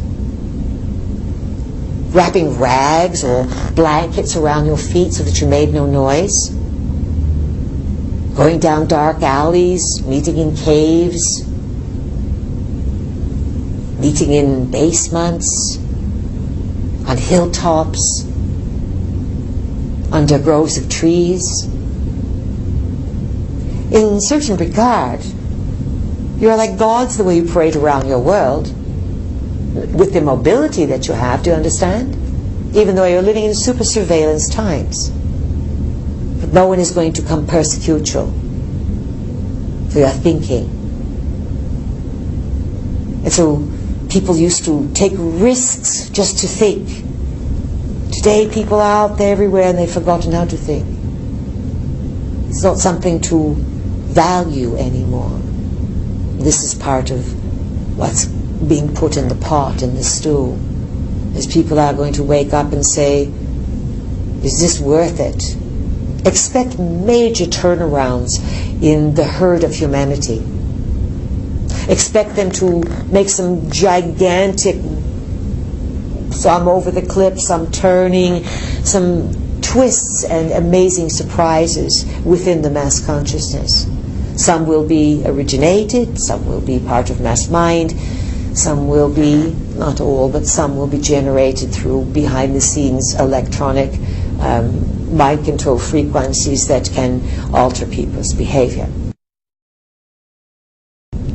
Questions, please. Please, can you, this is Gail. Yes, Gail. Speak to the masculine energy that has been kind of dominating the past several thousand years versus feminine energy. Mm-hmm. Well, you know, in your timeline, in other words, in your time track, which is not the only time track, there are many pasts, and there are many ways the past evolved to the present, and it is not all war. Do you understand this? In the multiple reality of all probabilities, you think that history is a certain way, and we agree with you. In your time track, it looks rather patriarchal. And that patriarchal society really, the goddess and the recognition of feminine power, the importance of it, fell away long before Christianity. many thousands of years. And yet if you go back into some of the ancient cultures, you go into the Mediterranean off of North Africa, in the location of some of these places, you have the great temples of Malta and the Mother Goddess. You have goddess energy recognized more predominantly in the further eastern regions, and way back in time, Eastern Europe, particularly the Baltic region, long presence of this Mother Goddess. The country that you now call Turkey, Asia Minor, its ancient name Anatolia, home of Mother Goddess. So in terms of history, there have been predominations. Female is seen to embody, male is seen to embody. Where do these stories come from? Some of them are personifications of what you call the gods. You have Isis and Hathor from Egypt. You have Set, the troublesome brother of Osiris. Osiris, Isis, and Horus are, let's say, a cut and paste of Jesus, Mary, and Joseph. And you can take the Egyptian pantheon and transfer it to the Sumerian pantheon, where you have visiting extraterrestrials, probably playing with genetic engineering, and the mother of humanity. And just because someone was the mother of humanity didn't mean that once they had the recognition and the power that they used it wisely.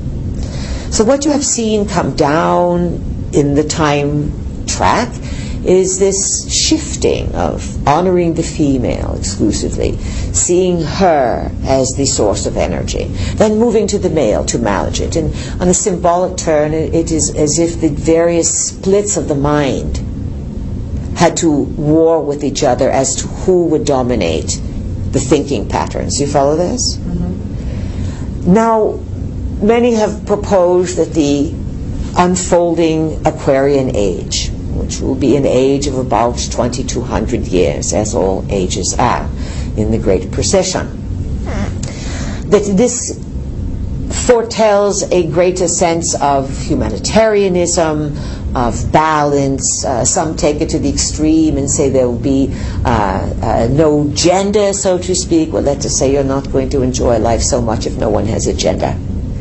Part of what makes this place hot, enticing, and exciting, you name it, what is it? Sex, that's it. You are biologically, your beings, not you. You are a spirit in a biological being that you sort of morphed from your genetic line. And your spirit animates that body, but each body must keep itself going to keep the library going, and it is sex that brings you the greatest delights and some of the biggest problems, sometimes bigger than wars. Because you see, people die in war, they go home from war. You're married to someone, there you are. Sex, and then the result of your sex, children, and then their children. If you live long enough, you start to see the conditioning, the programming, the effects. These are the ingredients in the karmic soup. The wounds of decisions, of pain. War is one thing, and it is indicative of an unevolved population. It is not a criticism of the human race. We understand that you are, let's say, generous, to say the least, in your vitality and your capacity to love. But in the material body, in the physical body, at this plane of development, there is a maturation that the spirit learns how to manifest in the body without creating gross violations. Let's say that all people are here to learn to be sacred, not to worship something, but to recognize the sacredness of all things, the awe of being alive. It's not that you are a computer game and you can just pop out and get another body again. It's a good thing you are not. That's why it takes time to grow up a body, so that you get attached to it. so that you can develop a rapport with it, and that so you can learn the lessons in it. And we assure you to the highest degree that yes, these are very challenging times that you are coming into as a planet. And as students of metaphysics and spirituality, however you extend your field of awareness, you are a part of a huge cosmic drama. We encourage you to play your part as if you are going to get a Golden Globe and 5 academies. And you do that by being who you are. Saying, yeah, I'm Steve. I'm Gail. I'm Zuma. Do you understand? Because you are the manifestation of your own desires and your own expression. Enjoy it and then amplify it and set no limits to yourself. But be grounded and practical at the same time. You with us? Yes. We thought there would be a big cheer and we would get a hippie hooray or something. We were giving you a campaign speech there. All right. Questions, please. We are teasing you. Good. Who is I it? was just going to add to what Rich said, or asked, and that it seems to me that one of the things about war along so many timelines is that war or pain and loss and suffering or disappointment in relationships and between the genders too, all that tends to seem to create trauma. Trauma creates amnesia. And so this is one of the things that we're working with, it seems like today almost, is like shaking off the amnesia, the thing that says, oh, you're just stuck in this time. And you see, stuck in this place. and these, you did 7 little papers all about, and just so others know what you were doing. At one point, our vehicle gave everyone a paper and said, write a date, and then on the other side, write an occupation or something, and another paper said, write a time and write a country, and put your initials here, and then 3 more papers there, and 2 more papers there, and put this down there. After a while, you wouldn't know which side of the paper you were writing on and how many you wrote on, yes, and which you initialed and which you didn't, and put a number here, and write a word, and write 3 letters, and it became so complex, which was exactly perfect. And yet, then you threw them all in the pot, and then everyone sort of fished in for them, and you came up with clues. Not like dream seeds that we used to do, write a little message, kumbaya, love and light. Now, there are stories that even you, through 2 or 3 words, because you are looking for it, because that's the nature of the game, 1 word, rose, a country, a date, can start to resonate with the chakras as well. You see, the chakras are these doorways of energy into the body. And as you relax and make room for this, then picture that you are an energy being and a physical being, and more. This is working multidimensionally on many layers. And you can close your eyes and picture things, or have your eyes open and experience things, yet in the end, at the end of the day, your primary focus is going to be to brush your teeth, go to the loo, wash up, and get into bed. Do you follow? Yes. There's that ordinary human body. And let's say this, if any of you feel that you have been engaged as a warrior, this was a good thing that Rich brought up, war, so much war. You've seen it. If you have not been a warrior, we doubt that, but everyone experiences all things. You follow? Picture yourself there. Or if you listen to a current war story or hear a vet talk or something, you can use that war energy to spring off and to put yourself back in the position of war. And to, in your mind, because in your mind it's the flexibility of dreaming. And you learn in dreaming there's no dire consequences. Dreaming is very forgiving. In other words, if you fall off the cliff dreaming, so what? You wake up, yes? Right. So a dreaming you can do, if you are a warrior yourself, you can simply say, I'm walking away. Now, that would be the height of desertion, and it would create all kinds of battle confusion and all things. But if in your mind you can create what you want, you can create any ending that you want. And so in your mind you say, if I have been a part of war, I've learned that it is really not such a good thing at all, and the real power to get what I want is to honestly work for it and to use my imagination to draw to myself the power of my own abracadabra, that as I speak, so it shall be. And then in your mind you see the warrior walking away. And the warrior can be so gracious as to imagine others walking away with him. This begins not to create necessarily a parallel self, just walks away and has no problem.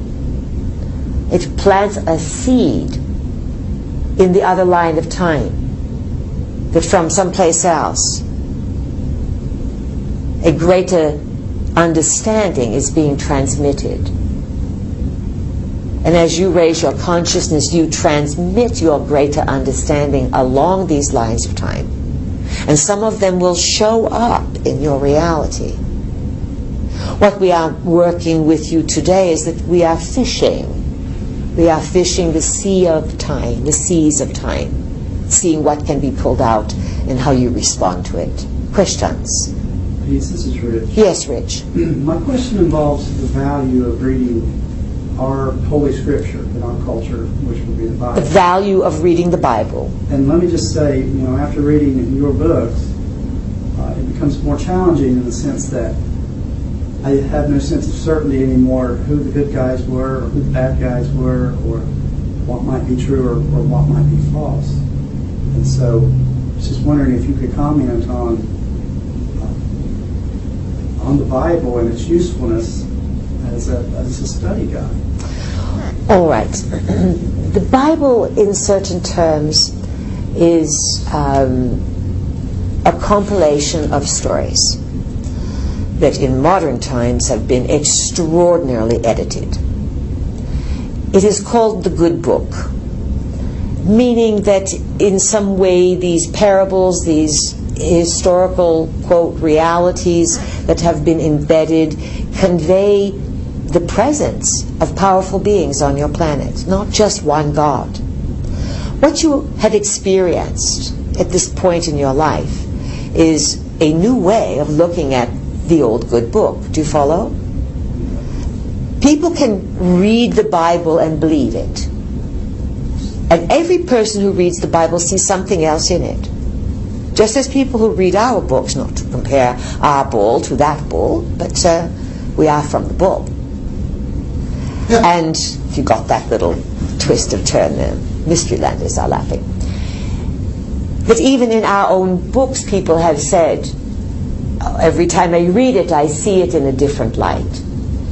The Bible can be read in the same way. As a true believer, whatever you believe in, if you are the Judaic faith or Islam or Christian or any of the branches of Christian, Protestant, Catholic, each one is going to see something different. Once you get exposed to a cosmic perspective, let us say, and you read things about opening your mind and multidimensional and cosmic visitors, the Bible can be even more interesting, because you begin to see that, oh, I thought it meant this, but now based on what I know, maybe it means this. So in some terms it is a book of magic that has many layers of stories. And we are not just talking codes and things of this nature, and they are them. We are speaking more in terms of the levels at which it can be read. It can be read as a primer, like a first or second grade book. Just one word next to another word. But the more you read about it in terms of events, descriptions of events, the more it will unfold. Are you drawn to the biblical areas on the timeline chart? I am. That would be the beginning till about 100 AD. That is the Old Testament. Right. Now, here it looks as if it is about, what, 4,000 and a half years, yes? Right. Which, in some terms, the Bible is the story of Atlantis. How does that feel in your body? It's a very interesting idea. Remember, our vehicle said you announce this at one end of the room, and by the time it passes down through time, it sounds like something completely different, yes? Right. And there is the ability or the shift in the human mind to be in a different reality and have a different interpretation of things. For example, years ago, stars were stars. Today, when you talk about stars, you could be talking about someone from Hollywood. Do you understand? So there are layers of truth in the Bible, many. And the other thing to remember about the Bible as your mind becomes more curious are all the books that did not qualify to be in the Bible, that are called the Apocrypha, the Pseudepigrapha, the books of Enoch, and these are all considered to be legitimate stories of what you call prehistory, and yet they were void from the official version of the Bible. And this you must ask why. In the same way people apply for Freedom of Information Act today. Why do you hold things out from the public and just give us so much? Why were those books not put in for the masses to see? Why? Because they contradict realities to such an extreme. And they talk about things that are, let's say, do not fit in the little container of reality that humanity collectively chose to explore. We would say, read it with new eyes if you are so inclined, or perhaps you might want to read someone's analysis of the Bible that sees it in another light, and that might give you a real charge. You follow? Yes.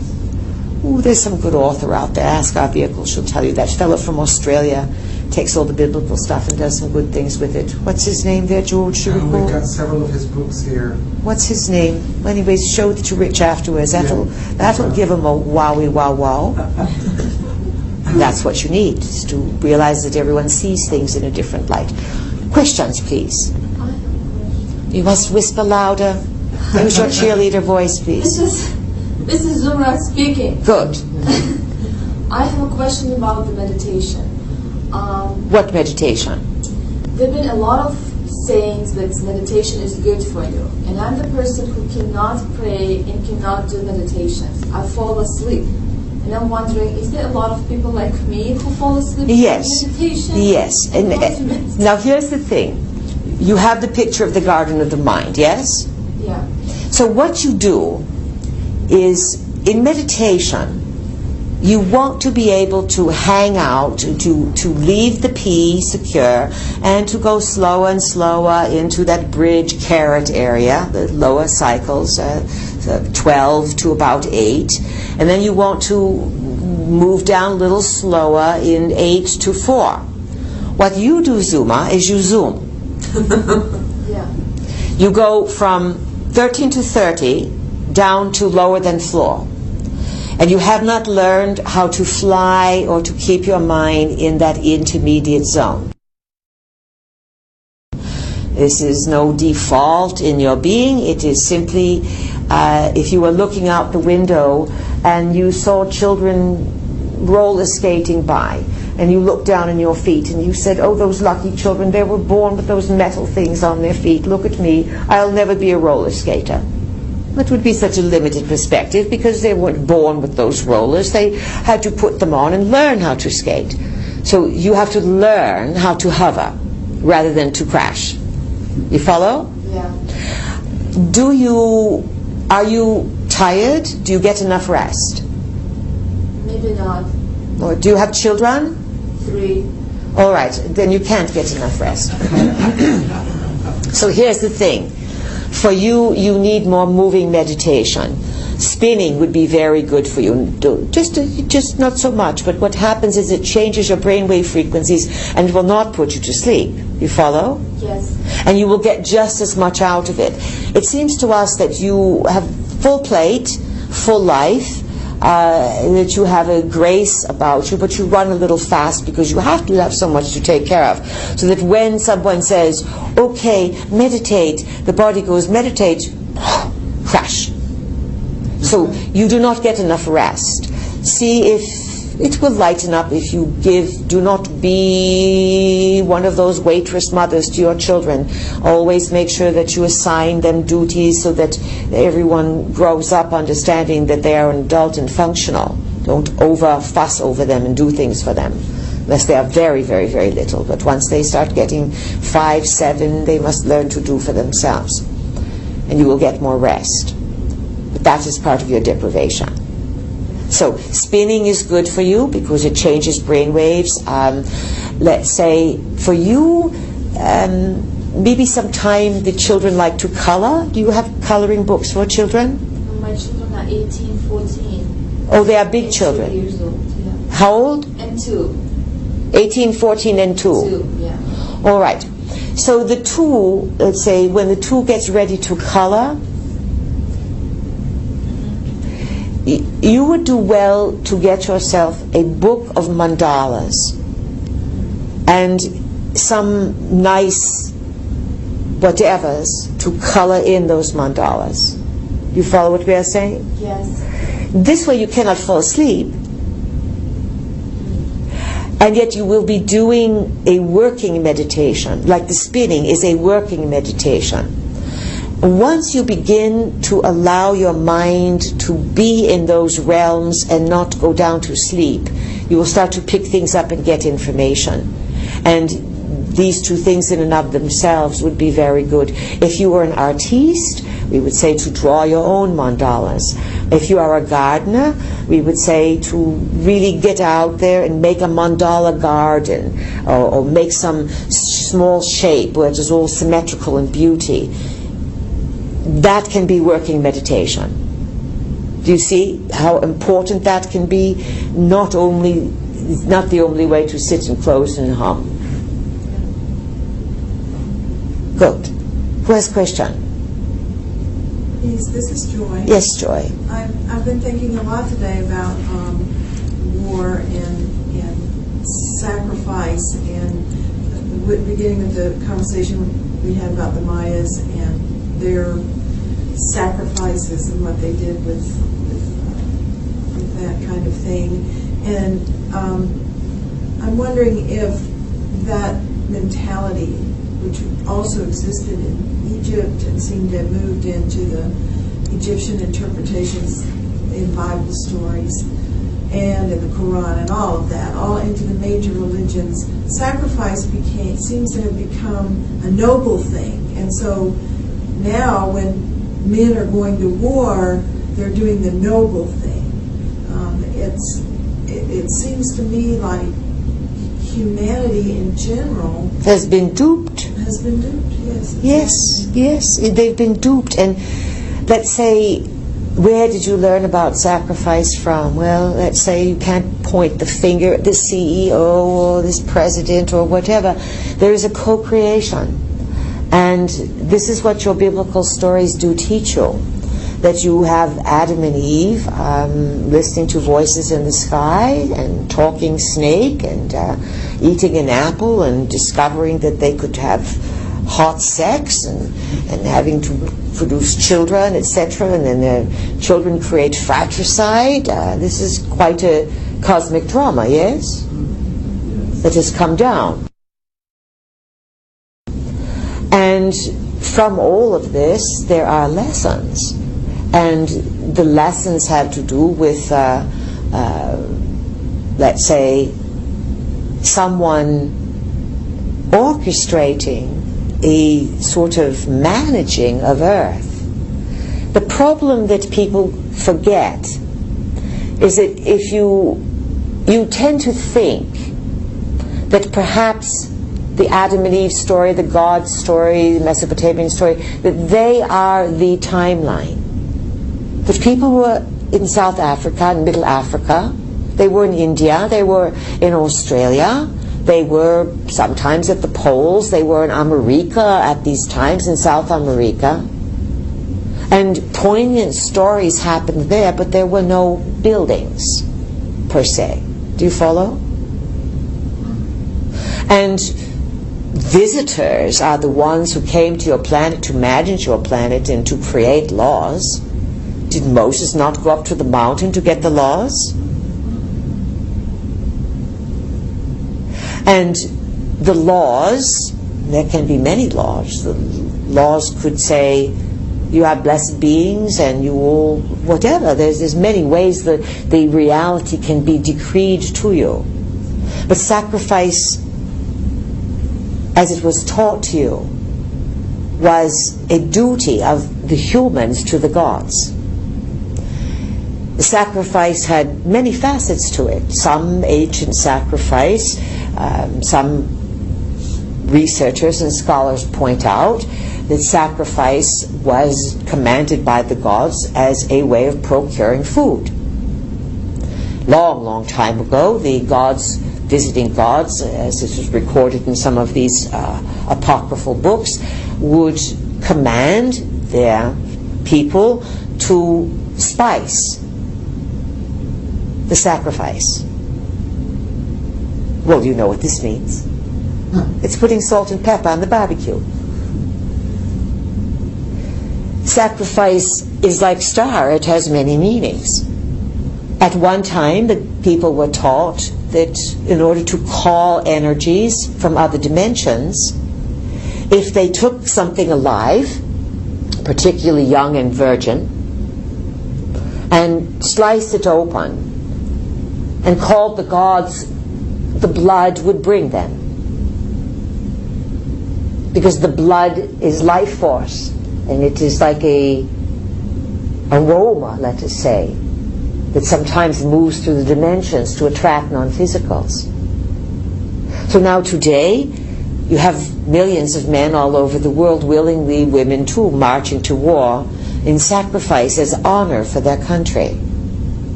But the people in the Aztec world, in the Inca world, even the Maya world, all over, many of them went nobly to sacrifice. Many of them were hypnotized and drugged as well, the majority. There is a common denominator within the human body that has self-preservation and self-honor. And sometimes in order to get people to willingly sacrifice themselves, there was great battles and struggles, because that spirit knows that is not in its higher favor. Sometimes demons would come to occupy a person, so then they would appear to approach the death, and the demon would leave just before, and the person would panic. There's so many versions of the world. We want to emphasize that, again, the times that you are entering are new beginnings. We've asked you to think back to about 12 years ago, or some such, about, 1998, 99, is that the time period, George? 12 years ago? Yes. 98, 99, yes. 98, 99, and to see what you began in life at that phase. What new beginning did you start? Where were you taking yourself? What were you initiating? And then you might look 6 years ago to see how did you have to balance that? What balance were you working on? Now you are in a triple, quadruple, 10th degree whammy of starting a new cycle. And there's always opportunity if you know how to picture and condition the space for what you want. Questions, please. First, how much time do we have, George? A few minutes? About 18 minutes. 18 minutes, all right. Questions, please. I have a question. This is Zuma. Yes. So where we're heading, what to expect next decade, at least? That's too general of a question, please. It is 1,000 answers. Where are you heading? Did you hear us say that each person will have a variety of experiences, and yet you are looking at systemic collapse? I'm thinking as a humanity, do we need to expect all these, global physical changes, like geographical changes on the earth? Some of them will happen, yes. Some of them may be geographical, not necessarily rearranging the geography, but certainly you are entering a time of potentials for severe weather and heightened activity in terms of volcanic, in terms of earthquake, and in terms of strange phenomena in the sky that affect your world. Now, in listening to you, Zuma, you sort of have this, do we have to be afraid, or can we be okay, or breathe and relax? Because all kinds of things are going to happen. And it's not going to be the, let's say, smooth birds twittering in the sunset day after day for the next 50 years. These are tumultuous times. Recognize it. How tumultuous they will become will depend upon people's response. As we said, what mood they're in when they wake up, when this energy wakes them up. And many of them may be angry, but many of them may feel the spirit inside of them to innovate, to realize, to recognize that you are in collapse, to rebuild.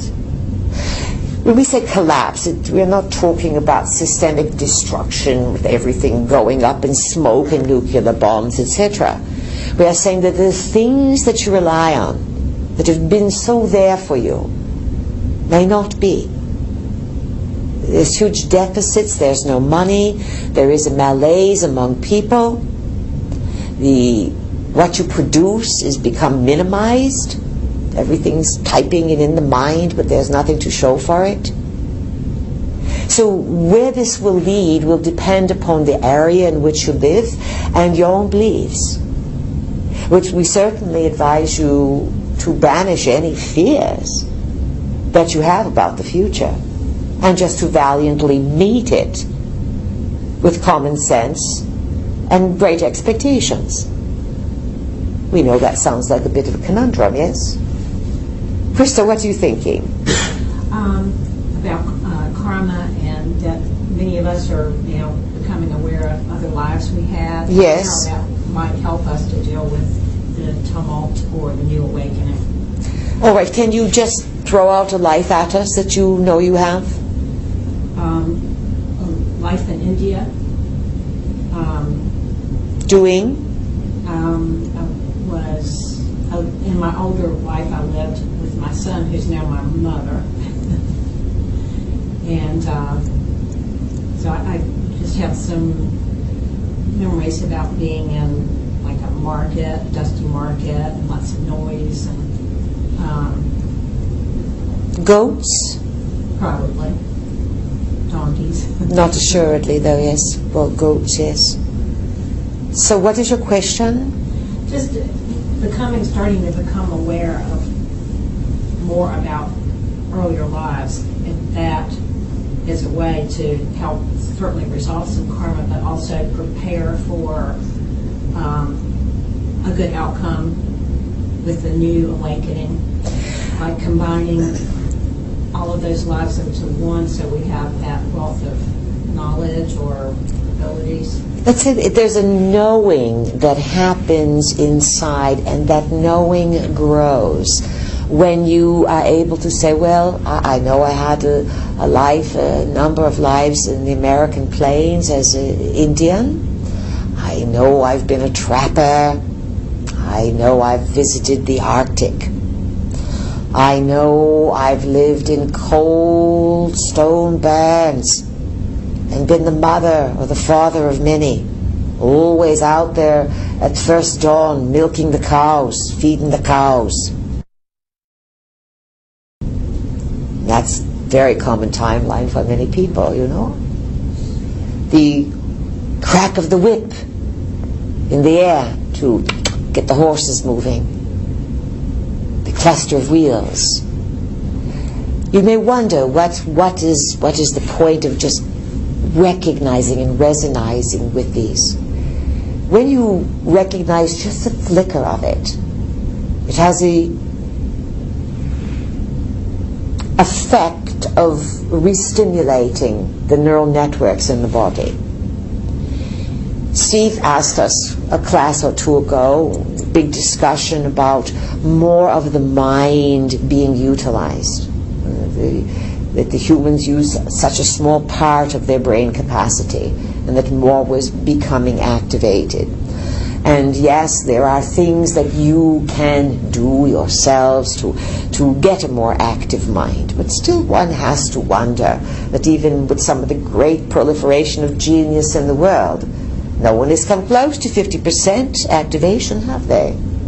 At least as it is understood. It is said that even the best approach 10% of the computing power of the brain. That says to us either you have bad water,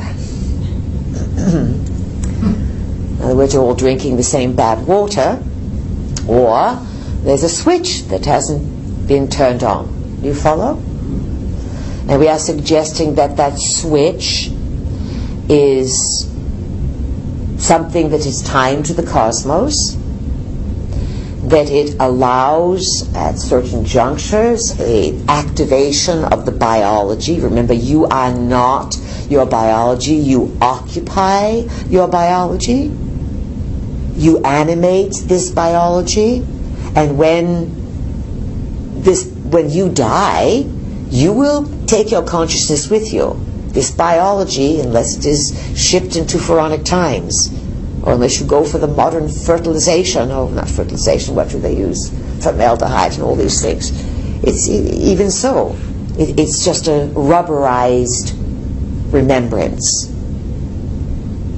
Yet this body is designed to the cosmos. It is keyed by sun and light modulations.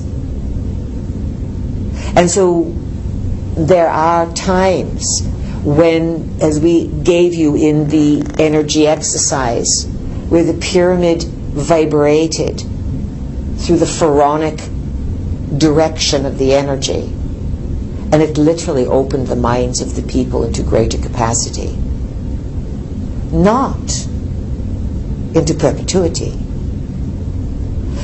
Ancient Egyptians and other beings, and certainly it's not local just to Egypt, but again, Egypt is convenient because of the historical record that has been left. But this would be a service, a communion, so to speak, that has happened through collectives and individuals time again, where another being or being acts as an intermediary to take the cosmic energy and activate the mind of another, sometimes for an instant. It is only great initiates that can take that much energy in for any extended periods of time. Even great initiates on your world throughout history had to rest. They had to block things off in the file cabinets and put them away, because after all, you are human. And your humanity is always going to call. And to deny your humanity and to attempt to get into the cosmos is foolish.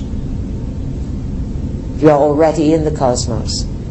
And something you have to look forward to is that you will have bouts, not necessarily great planes extending forever, but peekaboos and bouts of cosmic wedges opening your mind, more what you call transcendental, ecstatic moments and experiences. And again, they will not happen watching TV or sorting out someone's nonsense on the internet.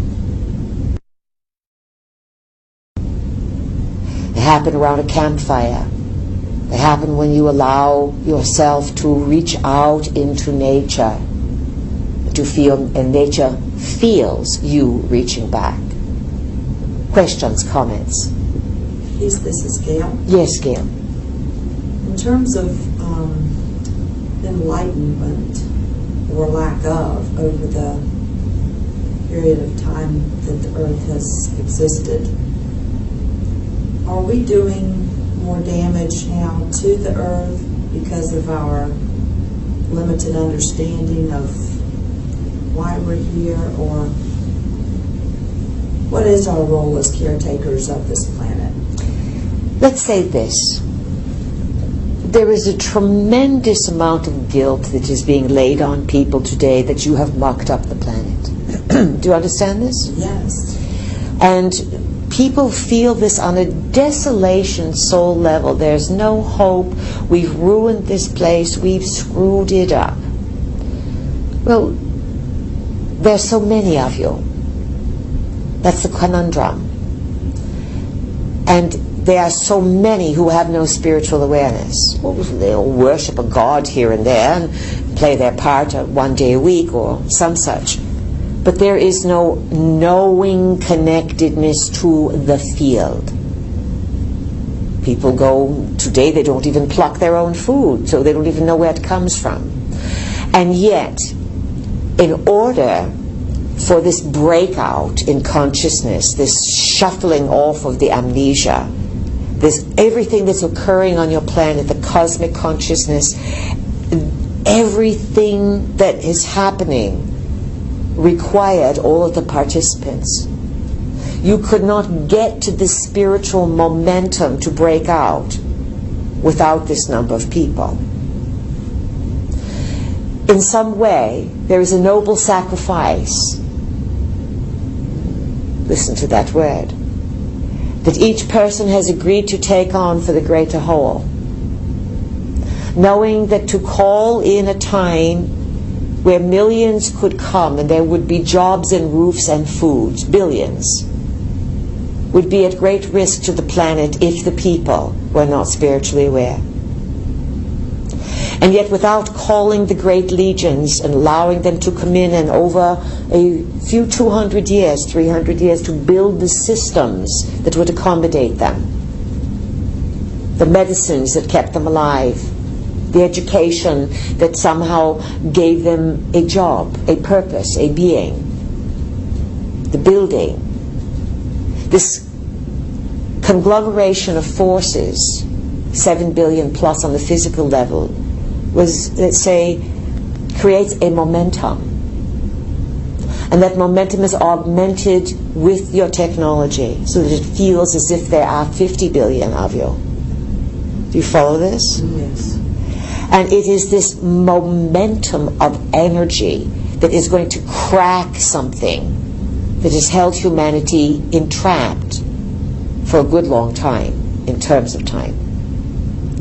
One could say that the experiment in consciousness of being precise yet ignorant of the larger picture has reached an end. Yet all these people were needed to help it get there faster, to move faster to greater progress. In larger terms, all souls know, not all, they learn eventually, some takes a long time, that the death process is an ending and you can come back again and live again in terms of linear time. In terms of simultaneous time, one can see that one is playing here, there, and everywhere. There's no ending in those terms. Yet there are the consequences of living that go beyond the apparent death. Do not feel guilty. Allow the earth her generosity to deal with humanity's necessity to be here now. In your own life, we would say, make a beautiful garden. Grow the best carrots in the neighborhood, or the best peas, or have the most delicious watermelon.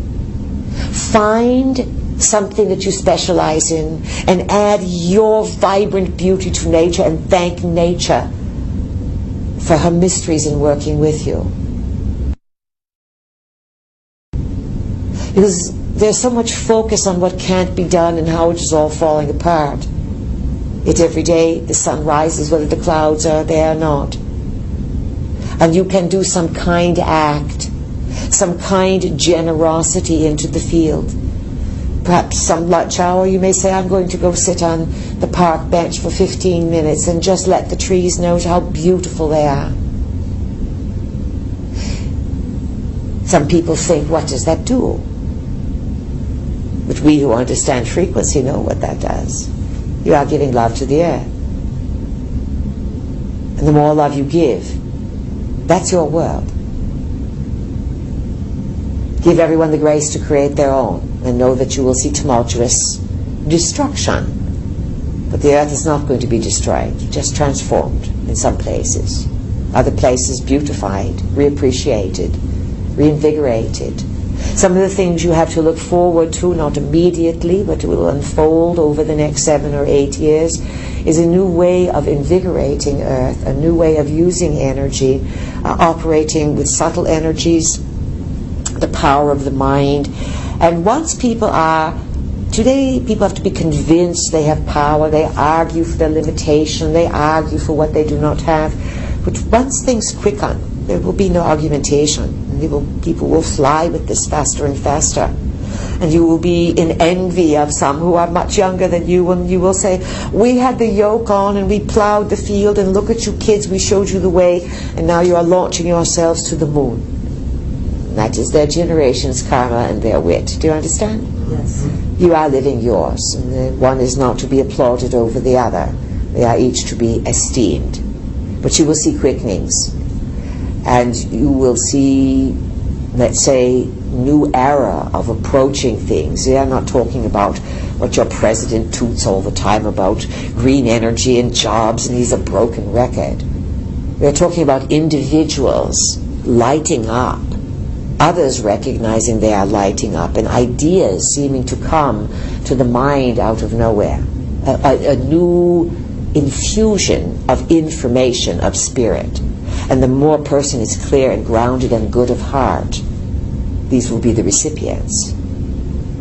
And in terms of what people call star seed, those who, let's say, have stellar consciousness, recognition of either simultaneous lives in the cosmos. You know, this time chart down here is just about Earth, yes? But in timelines, each of you have cosmic journeys that you are on. And just as we have said, we are a collective of energy beings who come from the Pleiadians. Some of us live in different lines of time. Thank you. We live in different lines of time. We meet in a form of energy, in your terms, far into the future, to visit you far into our past. And when we first told the story, our vehicle said, oh goodness, this is pretty far out. And yet, if over the years you've all learned that there are so many Pleiadian footprints around the planet, so many cultures have their own stories, myths, legends, truths about the ancestors from the Pleiades. Who these ancestors are, let's say, not so important at this moment. You will find all these things out in good time, in good measure. But in order to find them out, you must activate who you are and what you are. Because you see, one of the things that you and many others on the planet are learning, it's easy to feed you information, and you have been shut down in terms of psychic energy. You have been shut down in terms of multidimensional necessity or awareness, and you have lost a certain sense of scrutiny. So for many people, they believe what they are told, especially if it sounds too good to be true. So you must. It is imperative that you have a greater sense of inner radar, and you can rely on parts of yourself along the lines of time who were not so finely tuned with education and technology. They were free roamers. And this is some of the assistance that you can call to yourself that's wanting to help you activate this part of the mind. Are you with us, everyone? Yes. Good. Now, we are going to come to close in just a few minutes. But we would like to advise you, we would like to say, throw it all into the pot. And fish out 7 more, all right? Yes. And see how you feel about it. Because you might think, oh, this is going to be, I lost this thread of the story and this is important, maybe I should write it all back down before I throw it into the pot, kind of thing, yes? Throw it into the pot and play. Act as if that there's no losing, there's only learning. And that the learning can be magnanimous, beneficial, and a lot of fun. We want you to recognize in the heart of all things that are happening on the planet that the energy you might call God, Goddess, or the field of existence, this is an energy that supports the growth of consciousness.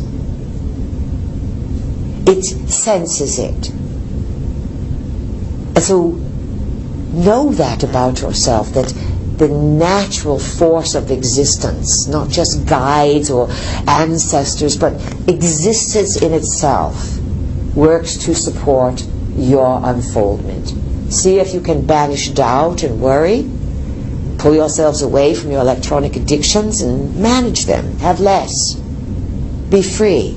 Let the mind explore, laugh, dance, create.